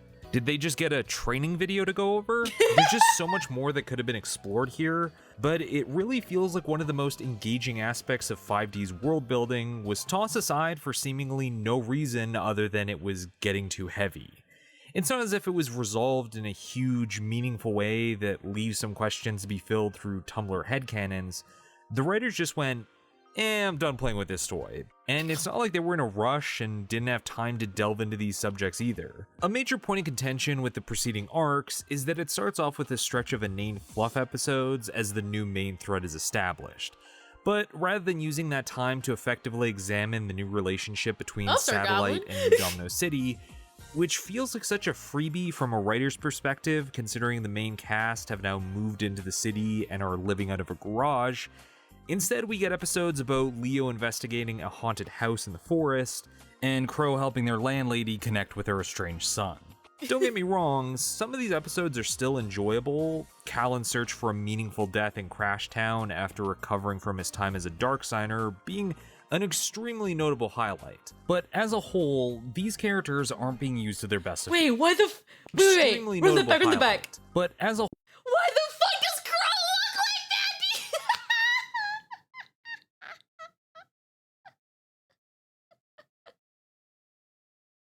Do you see that? Why the fuck does he look like that? Did he mention Team Satisfaction? He talked about Team Satisfaction, but never like mentioned by name the other Team Satisfaction. He became a bird. That's budget right there. That's budget. But he has so much Bonds Beyond Time. Oh, true, I forgot Bonds Beyond Time was around this time, right? I don't know why in my brain I always assume that Bonds Beyond Time is like way after 5D's. But yeah, I guess it was happening during the middle of it, huh? He's now legally a bird. As a whole, these characters aren't being used to their best effect here. What makes this especially frustrating is that the struggle of getting to this unified utopia would have worked beautifully with the central theme of 5D's second half, which focuses on fighting for one's future, in a very literal sense. Rather than starting on everything being fixed now and protecting it, having a dynamic where the signers have to both prove a better future as possible while actively demonstrating in the present would have blended together so perfectly that it's a little infuriating that isn't the angle the writers took. Now, as fandoms are wont to do, there's a slew of rumors floating around online to explain the sudden shift between 5D's two halves that are likely riddled throughout the comments already. Many of which that have the founding of a random 4chan post and don't hold up to a moment of actual research. Like how Crow was supposedly planned to be the secret final boss of the Dark Signers, but ended up taking Leo's place as a signer instead because his Blackwing deck became popular in the real-life meta. Despite the fact it doesn't line up with the production timeline, and the popularity of a character's deck has never once influenced their prominence in the series. You got it. In actuality, the likely explanation is a lot simpler. Along with Kazuki Takahashi becoming even less involved with the creative side after the Dark Signer arc, the lead writer for the series, Atsuhiro Tomioka, left shortly after the Fortune Cup arc, leaving Shin Yoshida to take over what they'd set up, as well as creating a new storyline for what comes after the Dark Signers. It's nothing more insidious than two writers having opposing ideas they'd rather emphasize within a single series, resulting in contradicting approaches to some of the characters, along with a shift to a more plot-driven story. Konami wasn't attempting a psyop to trick you into buying more Blackwing cards, it's just a writer who felt Crow worked better as a signer than Leo. But let's put a pin in that for now. Also, with the change in lead writers, it's worth noting that 5D's was being made at the same time as the 10th anniversary film. The reason why this is notable is that Studio Gallup, the studio that produced every Yu-Gi-Oh series up until 7's, isn't particularly large. So it's easy to imagine having to juggle both a long-running series and a feature film could lead to the staff being jumbled around trying to manage both at the same time without clear ideas to follow through with, resulting in storylines getting set up with no planned payoff and less fleshed out direction in the character writing. At least, never forget the DS game showed the heart signer mark long before Leo got it. Really? That's crazy. I'm not surprised though, to be fair, with these like random ass DS games. Sure, anyone thinks Leo is good, no, I might be wrong. What? Leo's my little guy! Leave him alone! compared to the previous 60 episodes. But this isn't Yu-Gi-Oh! Theory, so let's get back to what's actually here. You put a Yu-Gi-Oh! Writers back into a corner, and their immediate response is to start drafting a tournament arc to get out. So with the Dark Signer issue resolved and no lingering plot threads remaining, the immediate segue into the next storyline is the World Grand Prix tournament. 5D's is basically a tournament arc sandwich, where it starts with one and ends with one, with a short finale as a topper depending on what region you're in. At its core, the World Grand Prix is a simple framing device to prop up the larger plot of time-traveling cyborgs sent to fix the past that will be acting as the main threat for the next 80 episodes, which isn't bad on paper. Nearly every Yu-Gi-Oh! Series has some form of tournament mixed with world-ending schemes or cults, because the format blends well with how do we find an excuse for the protagonists and villains to play a children's card game for the fate of the world. Hell, this is 5D's second one. Tournaments are just a perfect setup to highlight different characters' personalities and playstyles with how they're matched up together, something that's pretty vital for a series built around cards. But even within the larger Yu-Gi-Oh! Universe, the World Grand Prix stands on its own. Compared to the previous Turbo Duel format established, the Grand Prix uses teams of 3, with matches set up using a survival format where teams alternate through members as their life points get depleted, leaving whatever cards are on the field when they lose for the next person to follow. The new Speed World 2 field spell also replaces the original, adding in the ability to use speed counters for different effects depending on how many are used. Though this comes at the cost of the rule where taking over 1,000 points of damage loses the player's speed and counters, thus shifting the focus from maintaining speed in favor of managing resources between teammates. Honestly, I really like this format. It has a distinct pacing from even tag duels, emphasizing planning out the long game since cards and counters on the field carry over between duelists, making matches just as much about team-based strategies as the individual duels. It's not just the 3 starring players either, since the tournament is designed around teams acting as their own pit crew. There's the extra detail where they can relay brief messages to the current person in the match as they pass by, allowing communication between team members in a limited capacity for strategizing. It's a format that attempts to make use of all players involved. Keyword being attempts, but we'll get to that. Plus, the WGP tournament provides 2 of the most standout duels from this series. Team 5D's match with Team Teo, followed by their match with Team Ragnarok. Now, if Crow, Jack, and Yusei are the scrappy underdogs that rose up the ranks from the slums, Team Teo are what they'd be if they didn't have their magic signer powers. 3 poor farmers from the sticks who've scrapped together enough trash Duelist Kingdom era normal monsters to build a deck in hopes of joining the tournament. They have to share a single, barely functioning duel runner between them and are initially booed by the audience for their constant stall tactics being boring to watch until their long-term strategy is revealed and the crowd immediately changes their tune. You couldn't make them more of an underdog without giving them a sick puppy as a mascot. But that's what makes Team Teo so endearing to watch as they fight their hardest against teams with far... Like the wait, oh my god, you're right, the horse! Like, Tokai Teo, my daughter! far superior decks and runners. solely for the purpose of seeing how far a few country bumpkins can go if they tried. They're just some Leave good my boys horse doing run their alone. best, even if 4Kids didn't feel they were worth including. Then on the complete opposite side of the narrative parallels is Team Ragnarok, who are clearly meant to contrast where the signers are now, coming into the tournament ready to use their own Norse god-given powers to save the day from the looming threat facing the city.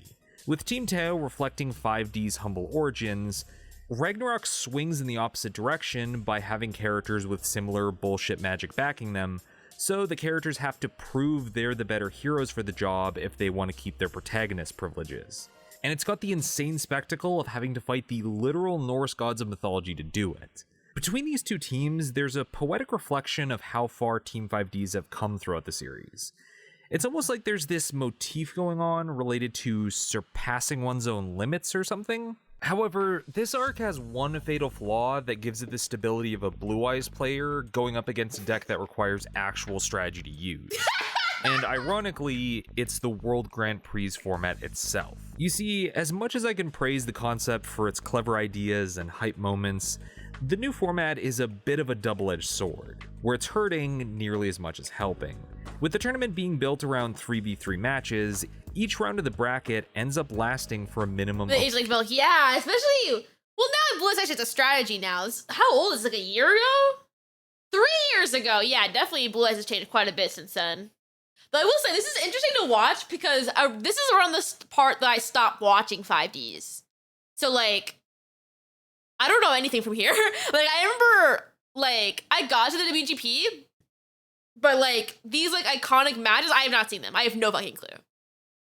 Why do Blue Eyes have to catch strays? Well, because Blue Eyes generally is like a bricky deck. It's usually pretty bad. Now it's not, but it was. To give you context of where I am, I think I'm literally, the next episode I'm supposed to watch is where Clear Mind is. And that's where I'm at. It still bricks, not nearly as bad as it once did, though. I got through the Dark Center arc and stopped. That's pretty fair. Clear Mind goes so hard. I've seen the Clear Mind like duel before. I'm not gonna lie. I think the song Clear Mind's mid. The song is just okay. 4 episodes, which is a fine length for your big cinematic showdowns, but not for competing against random jobbers in the preliminaries that never show up again.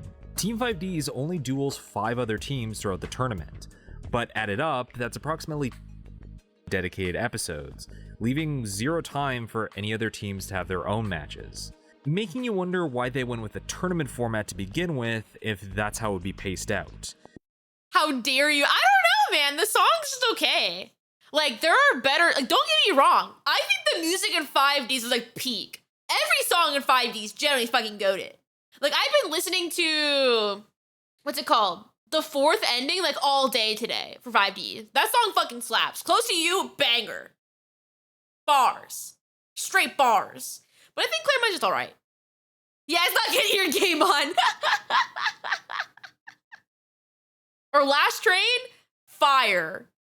Banger. Believe in Nexus, also a banger. Like, there's a lot of really good songs in 5Ds. I ain't gonna say it all sucks. A lot of it's really good. I just think that Clear Mind's just like whatever. Hyperdrive, also a banger. I just think Clear Mind's just okay. Just whatever. I think it's overhyped. Controversial opinion, Hyperdrive over Get Your Game On? You know what? I'll give you that. I'll give you that Hyperdrive is better than Get Your Game On. People get pigeonholed to being Clear Mind, truth about listen to the soundtrack. True! There's the OST so good. Jackson UC's theme, I'll give you that one too. I mean, a mid banger, just mid. It's just like, yeah, it's just like whatever. Clear Mind's just alright. It's not like my favorite song I've ever heard. It's fine. In other series, some of the best duels are minor characters facing off against each other, completely removed from the main protagonist, thus adding to the suspense and anticipation on who will face who as you go down the brackets. The Battle City finals are a perfect example of this. Same goes for the Fortune Cup.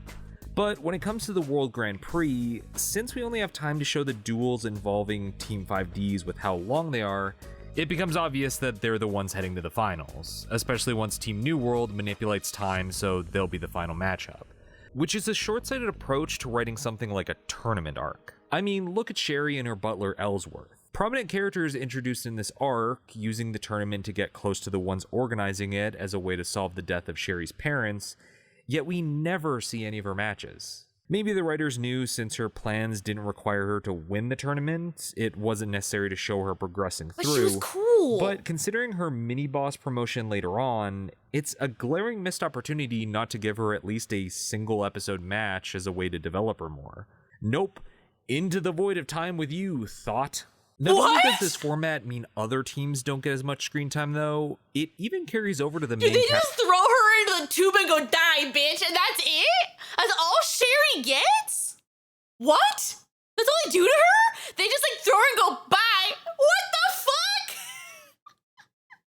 That's awful! Into the dub? In the dub, that's what happens to her? It's, oh my god, no, it's like Jaden and GX, where the people thought he died. That's terrible. That's her ending in the dub. That's foul. That's literally foul. They did my goat dirty. That's literally foul.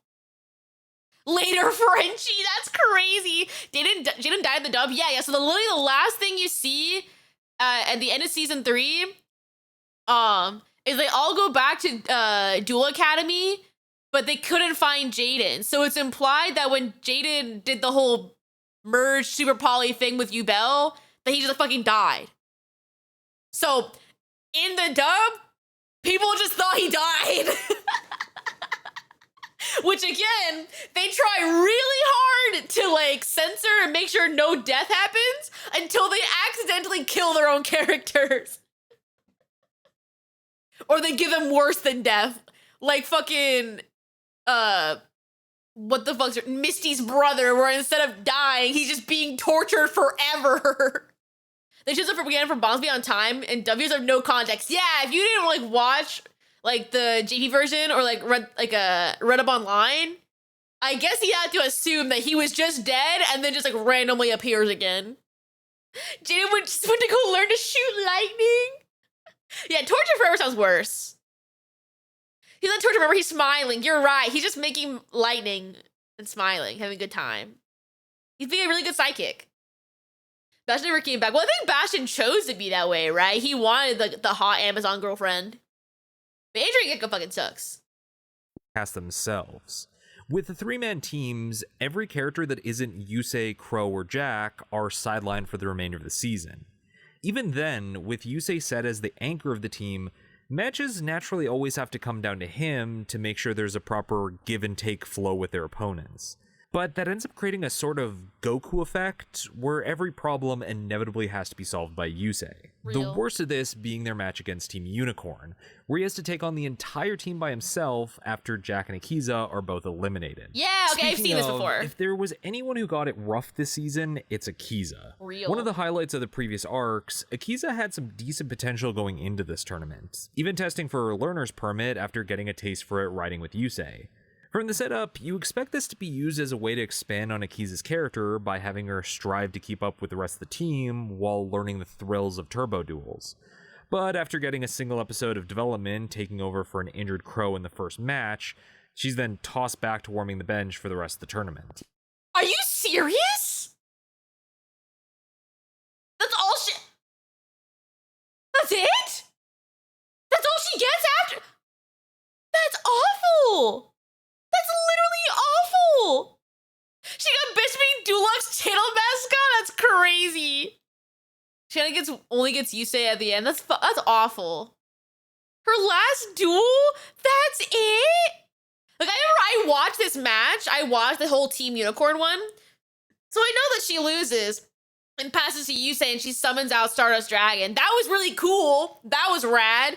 I didn't know that was her last match of the whole series. What the fuck? That's terrible.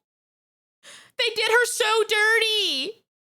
My God, what the fuck? That's terrible. Good hustle, Akiza. See you again in 40 episodes. No! I know that you all took a big chance letting me on the team. And I know how much you guys all want to win this Grand Prix. I wasn't ready. So that was her last duel in the dub. Bro, y'all keep making the dub even worse. Not only do they throw Sherry into this time-space void and said, die, bitch, they made Akizo's last duel the fucking worst one humanly possible. That's terrible. That's awful. That's literally foul.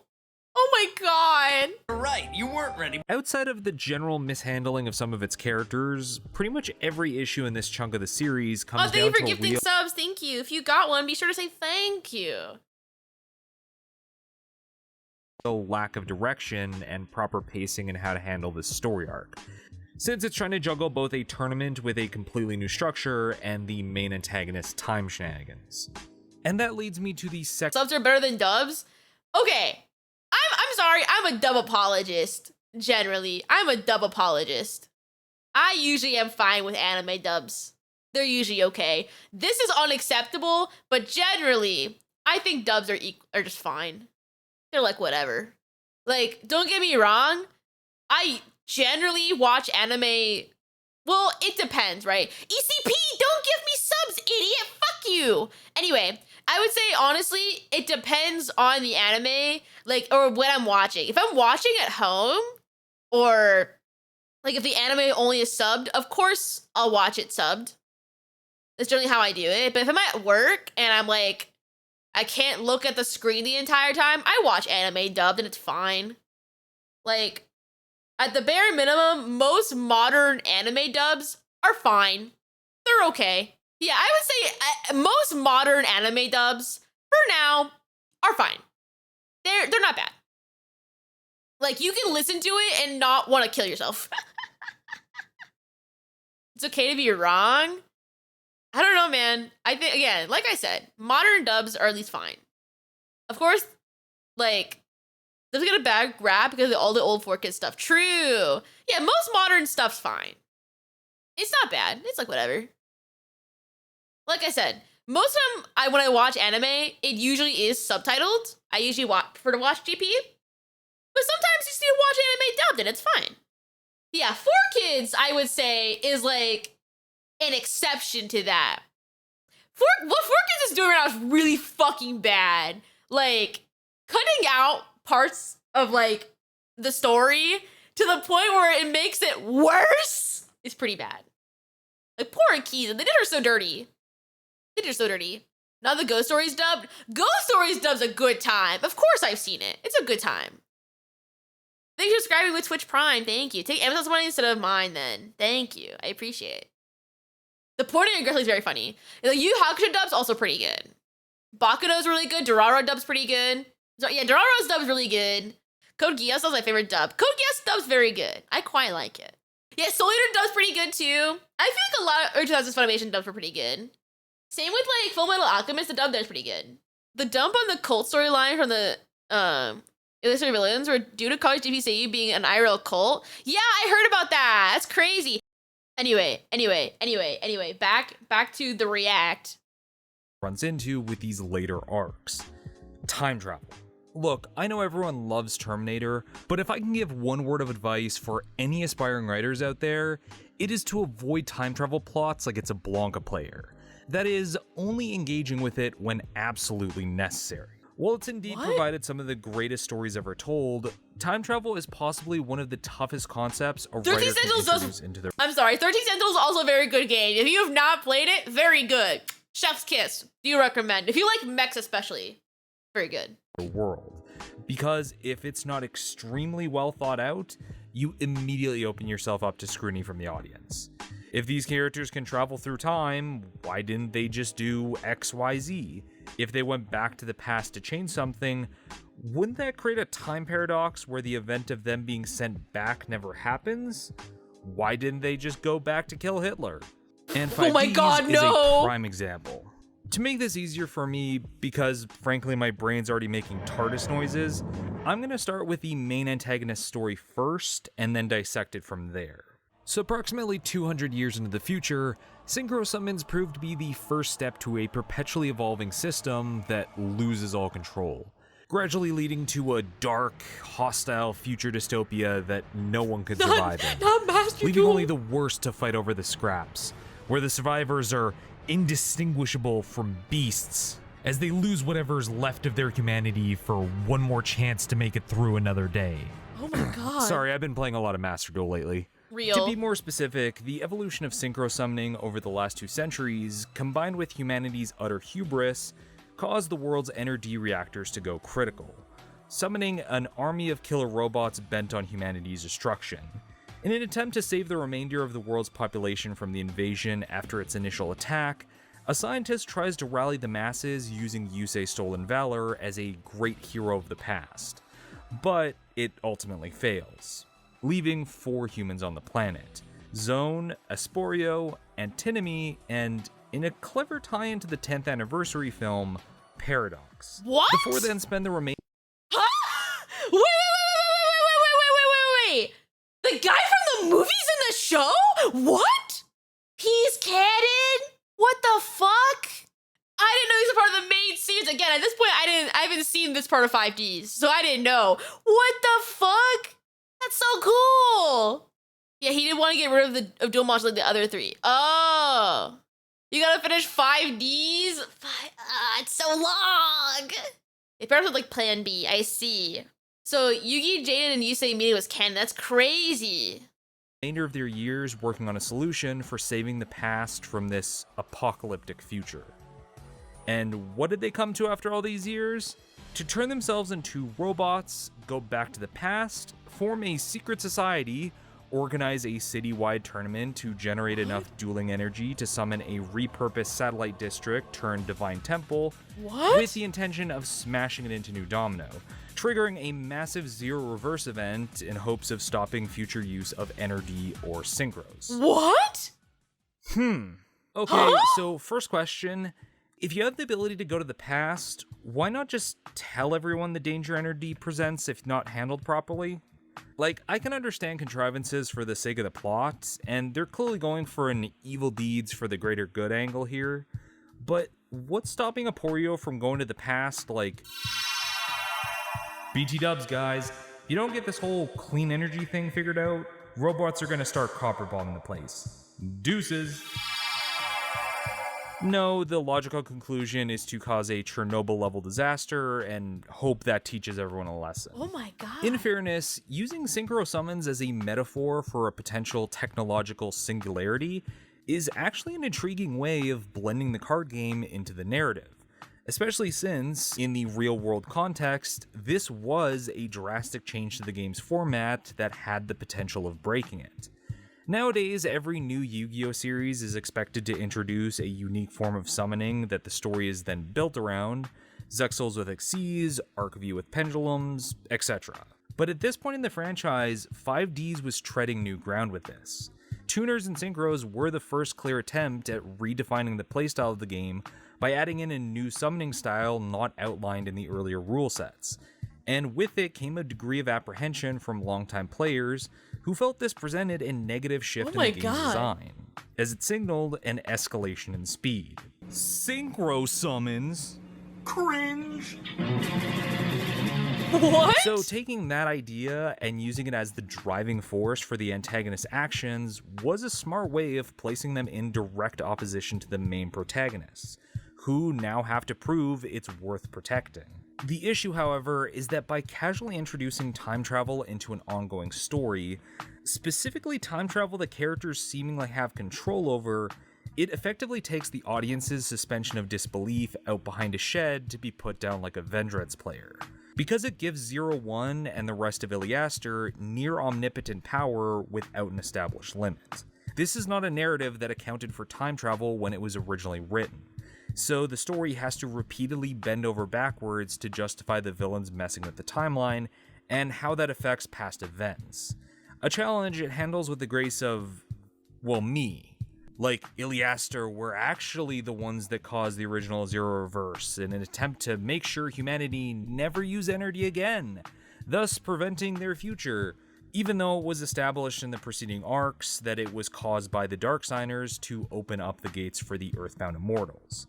There's absolutely no reason to retcon this plot point other than to retroactively insert these new villains into the previously established lore at...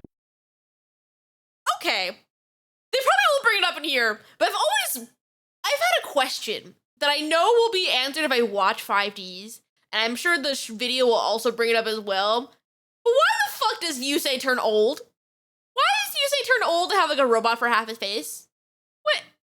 Is that like Yusei's dad? It's not Yusei. I see. Okay.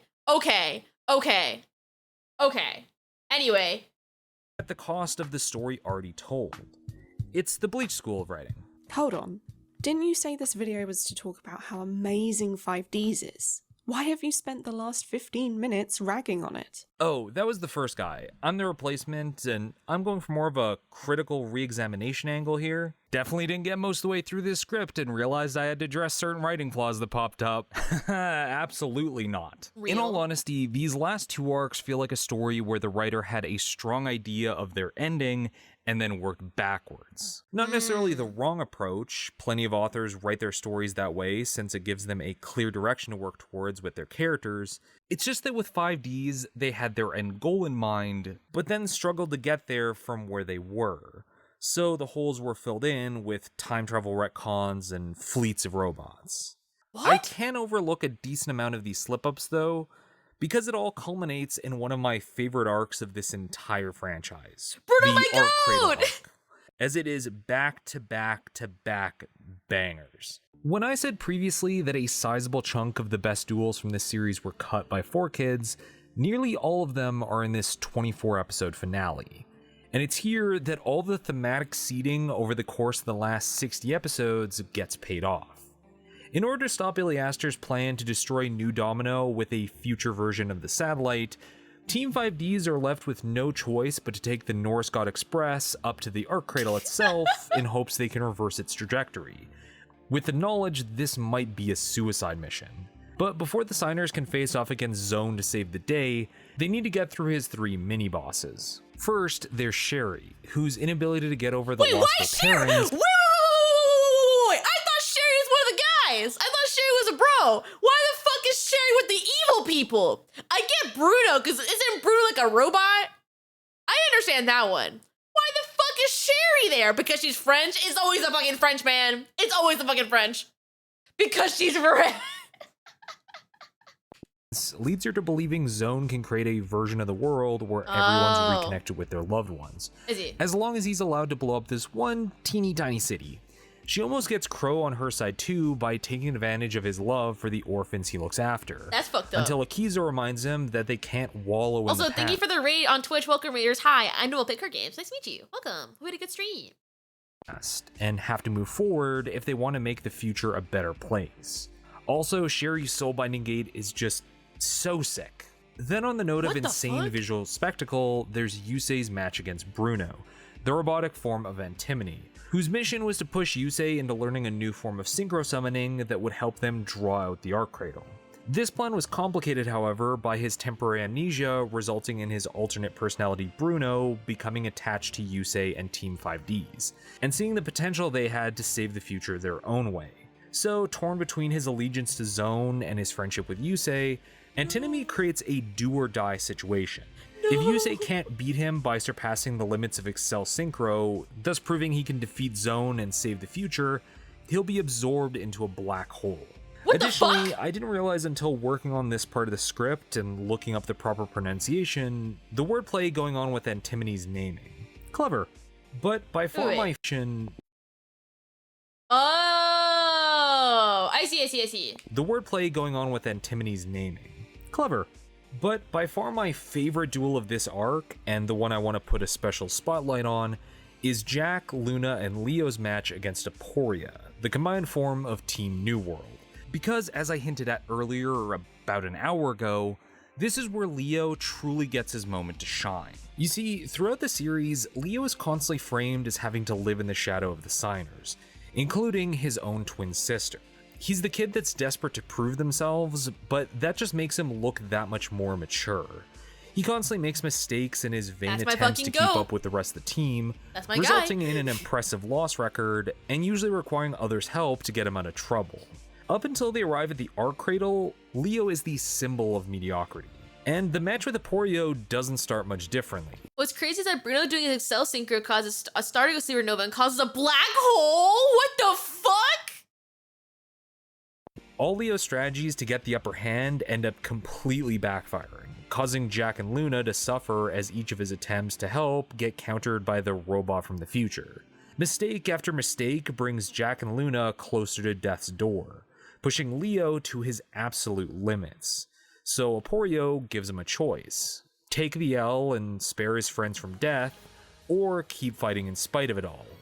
And this is why it's interesting that Leo was made the star of this match. Repeatedly, Leo's seen that he isn't good enough to play on the rest of the team's level, and now that weakness could come at the cost of the lives of his loved ones. This is an impossibly frustrating situation for a child to be put into. But rather than give up, he stakes his life on making sure Luna and Jack can make it through the match alive. And that's what finally awakens his own signer mark, shattering the metaphorical and literal shell of his ace monster into the livestream dragon teased over 100 episodes ago. I know some feel Crow took Leo's spot as the 5th signer at the end of the Dark Signers, thus ruining his implied character arc that was set up early on, but I feel this whole self-actualization moment here works at its best this late into the game. For all the talk about surpassing one's limits throughout these last 2 arcs, that's a far easier. Little too late, Leo's worst signer. Leave my son alone. He fucking died. My son just died right in front of you, bitch. Leave him alone. He's doing his best. He's trying his best, okay? Fuck you. Leave my son alone. He's doing great. He was good to others too. He tried his best, okay? He's trying. He's trying. The Twitch will pay for his funeral cremation. At least that's crazy. Are you winning, son? I think my son won. I think he did okay. Bro came back to be mid again? No, he's doing great. Leave him alone. Mentality to keep when you already have dozens of wins already at your back. But another thing entirely when you don't. Leo has lost and lost and lost. And while he almost gives up, he finds the courage to push through in the end. That's why of all the signers, Leo is the one who feels like he genuinely earns his mark, rather than something given to him at birth. Yeah, it admittedly sucks that one of the 2 female main characters in this series is ultimately relegated to being nothing more than a tool for a brother's development, but even then, I can't help but love this match. It takes a well-told story to take a C-tier character who's made to be the butt of the joke and turn them around in a single duel. No matter how much I gripe about its shaky build-up, all the duels in the Arc Cradle are full of pathos and drama that makes each antagonist more nuanced than a temporary wall that needs to be worked around by the protagonists. Sherry is racked with grief over her parents that she's willing to believe Zone can bring them back and refuses to hear otherwise. Antimony is torn between loyalties of friends who have diametrically opposed goals. And Aporio's desperate to save humanity from the despair-filled future they had to live through. But it takes one child's personal growth moment to make him realize that there's still hope there if one's ready to fight for it. This entire arc further proves the point that the best duels in this series are often less about the actual game being played and more about the meaning behind them. Which brings us to the final matchup, Yusei versus Zone. And I don't know how well I can articulate this one other than pointing wildly at the 2 flying through the skies into a domino as their cradle comes crashing down around them. This is 5D's over-the-top nature mixed with genuine sincerity, reaching critical overload. As Zone waxes philosophical about the nature of despair and wanting to save mankind from its own hubris by putting the world in its place before it flies too close to the sun, all while smashing Yusei in a building like it's a shonen battle manga. And on top of it all, there's even the recurring tournament MC choosing to stay behind at the sector security building to provide color commentary for the match so that the rest of New Domino can properly flee while still getting the play-by-play. Not only because it will help with evacuations, but because he just loves the game that much. This is the equivalent of an Evo commentator remaining at their table as the venue around them crumbles so that no one misses a single mix-up. 目の前でこんなにすごいデュエルが行われているというのに私が実況しなかったら誰がするんです Spitting. And if not to bring it all full circle, Yusei's final play is to use all his friends' signature dragons for one massive limit over Excel Synchro. Oh, that's tying fucking together rad! the idea of how Wait, important that's bonds so are that has cool! been littered throughout this series. This isn't about Yusei summoning a dragon the size of the Seattle Tower. This is a culmination of the bonds he made to get here, Wait, that's helping him rad. to protect the present and save the future. That's because if anything is going to make the world a better place, it's not through more destruction and death. It's not rejecting reality or embracing cynicism. It's the ability to rely on those around you. The connections you make with others are what's going to make the difference in the end and help you to be a better person. Even Zone understood this deep down when he originally started this plan, as he had a faint hope that the true Yusei could be guided to protect the future, as that was the hidden reason he sent a Timony to teach him about Excel Synchro in the first place. And in the end, that was the key to bring the people together to make sure their future doesn't happen. So Zone can find peace leaving the present in their hands. Yes, I know it's corny, shonen, power of friendship shit. Shut up. Okay, I ain't gonna lie, Chief. I also am a sucker for corny shonen shit. This shit's peak to me. It gives me so much serotonin every time. Every shonen anime, no matter how corny it is, it makes me so happy.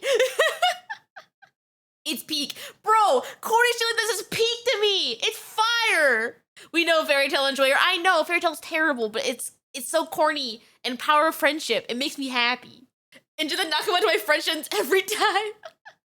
Fairy Tail. I know Fairy Tail's bad, but it gives me serotonin. But bonds, true. It's hype. Frankly, when I started my rewatch of 5D's, I wasn't expecting much beyond something to listen to in the background while I worked on other scripts. Definitely wasn't planning on making an hour-long video about it. It had been years since I'd seen the series the entire way through, and never with the sub version proper.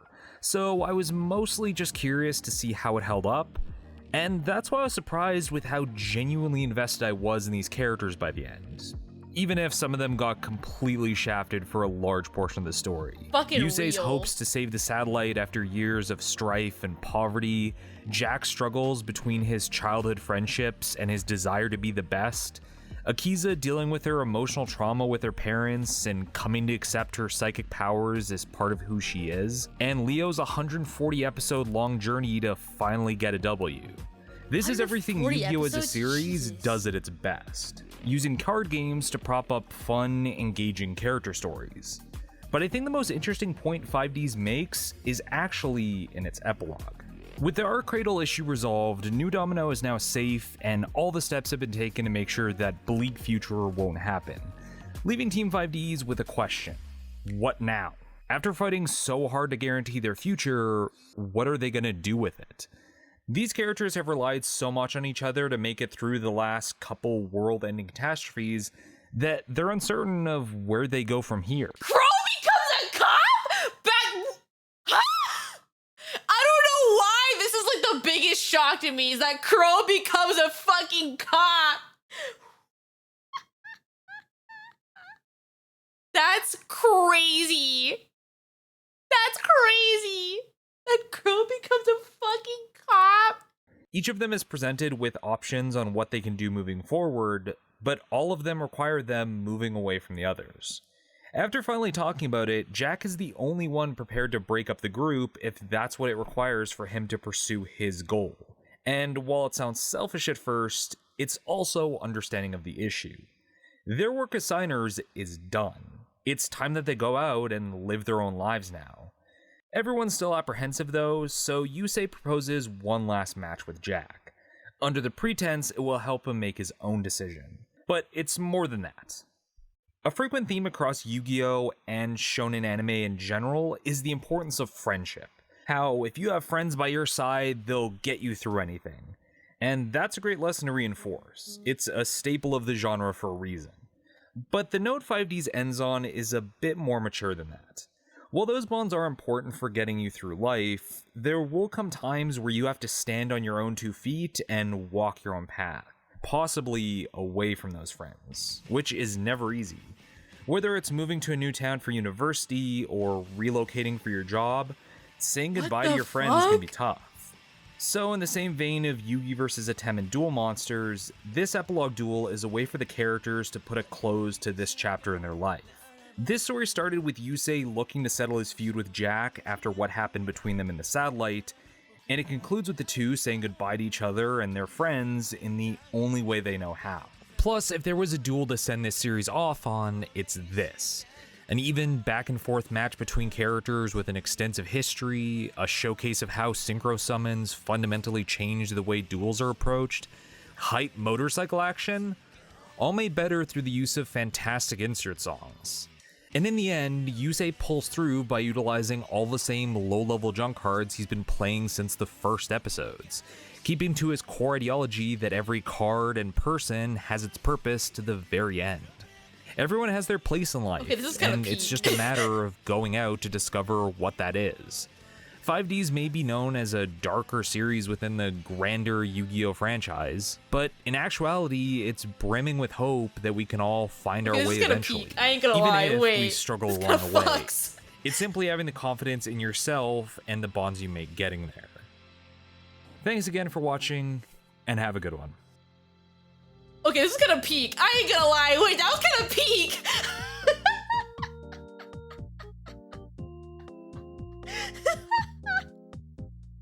Finish it. Okay. I'll try to find time to finish 5Ds. That was peak. Okay, I'll watch it.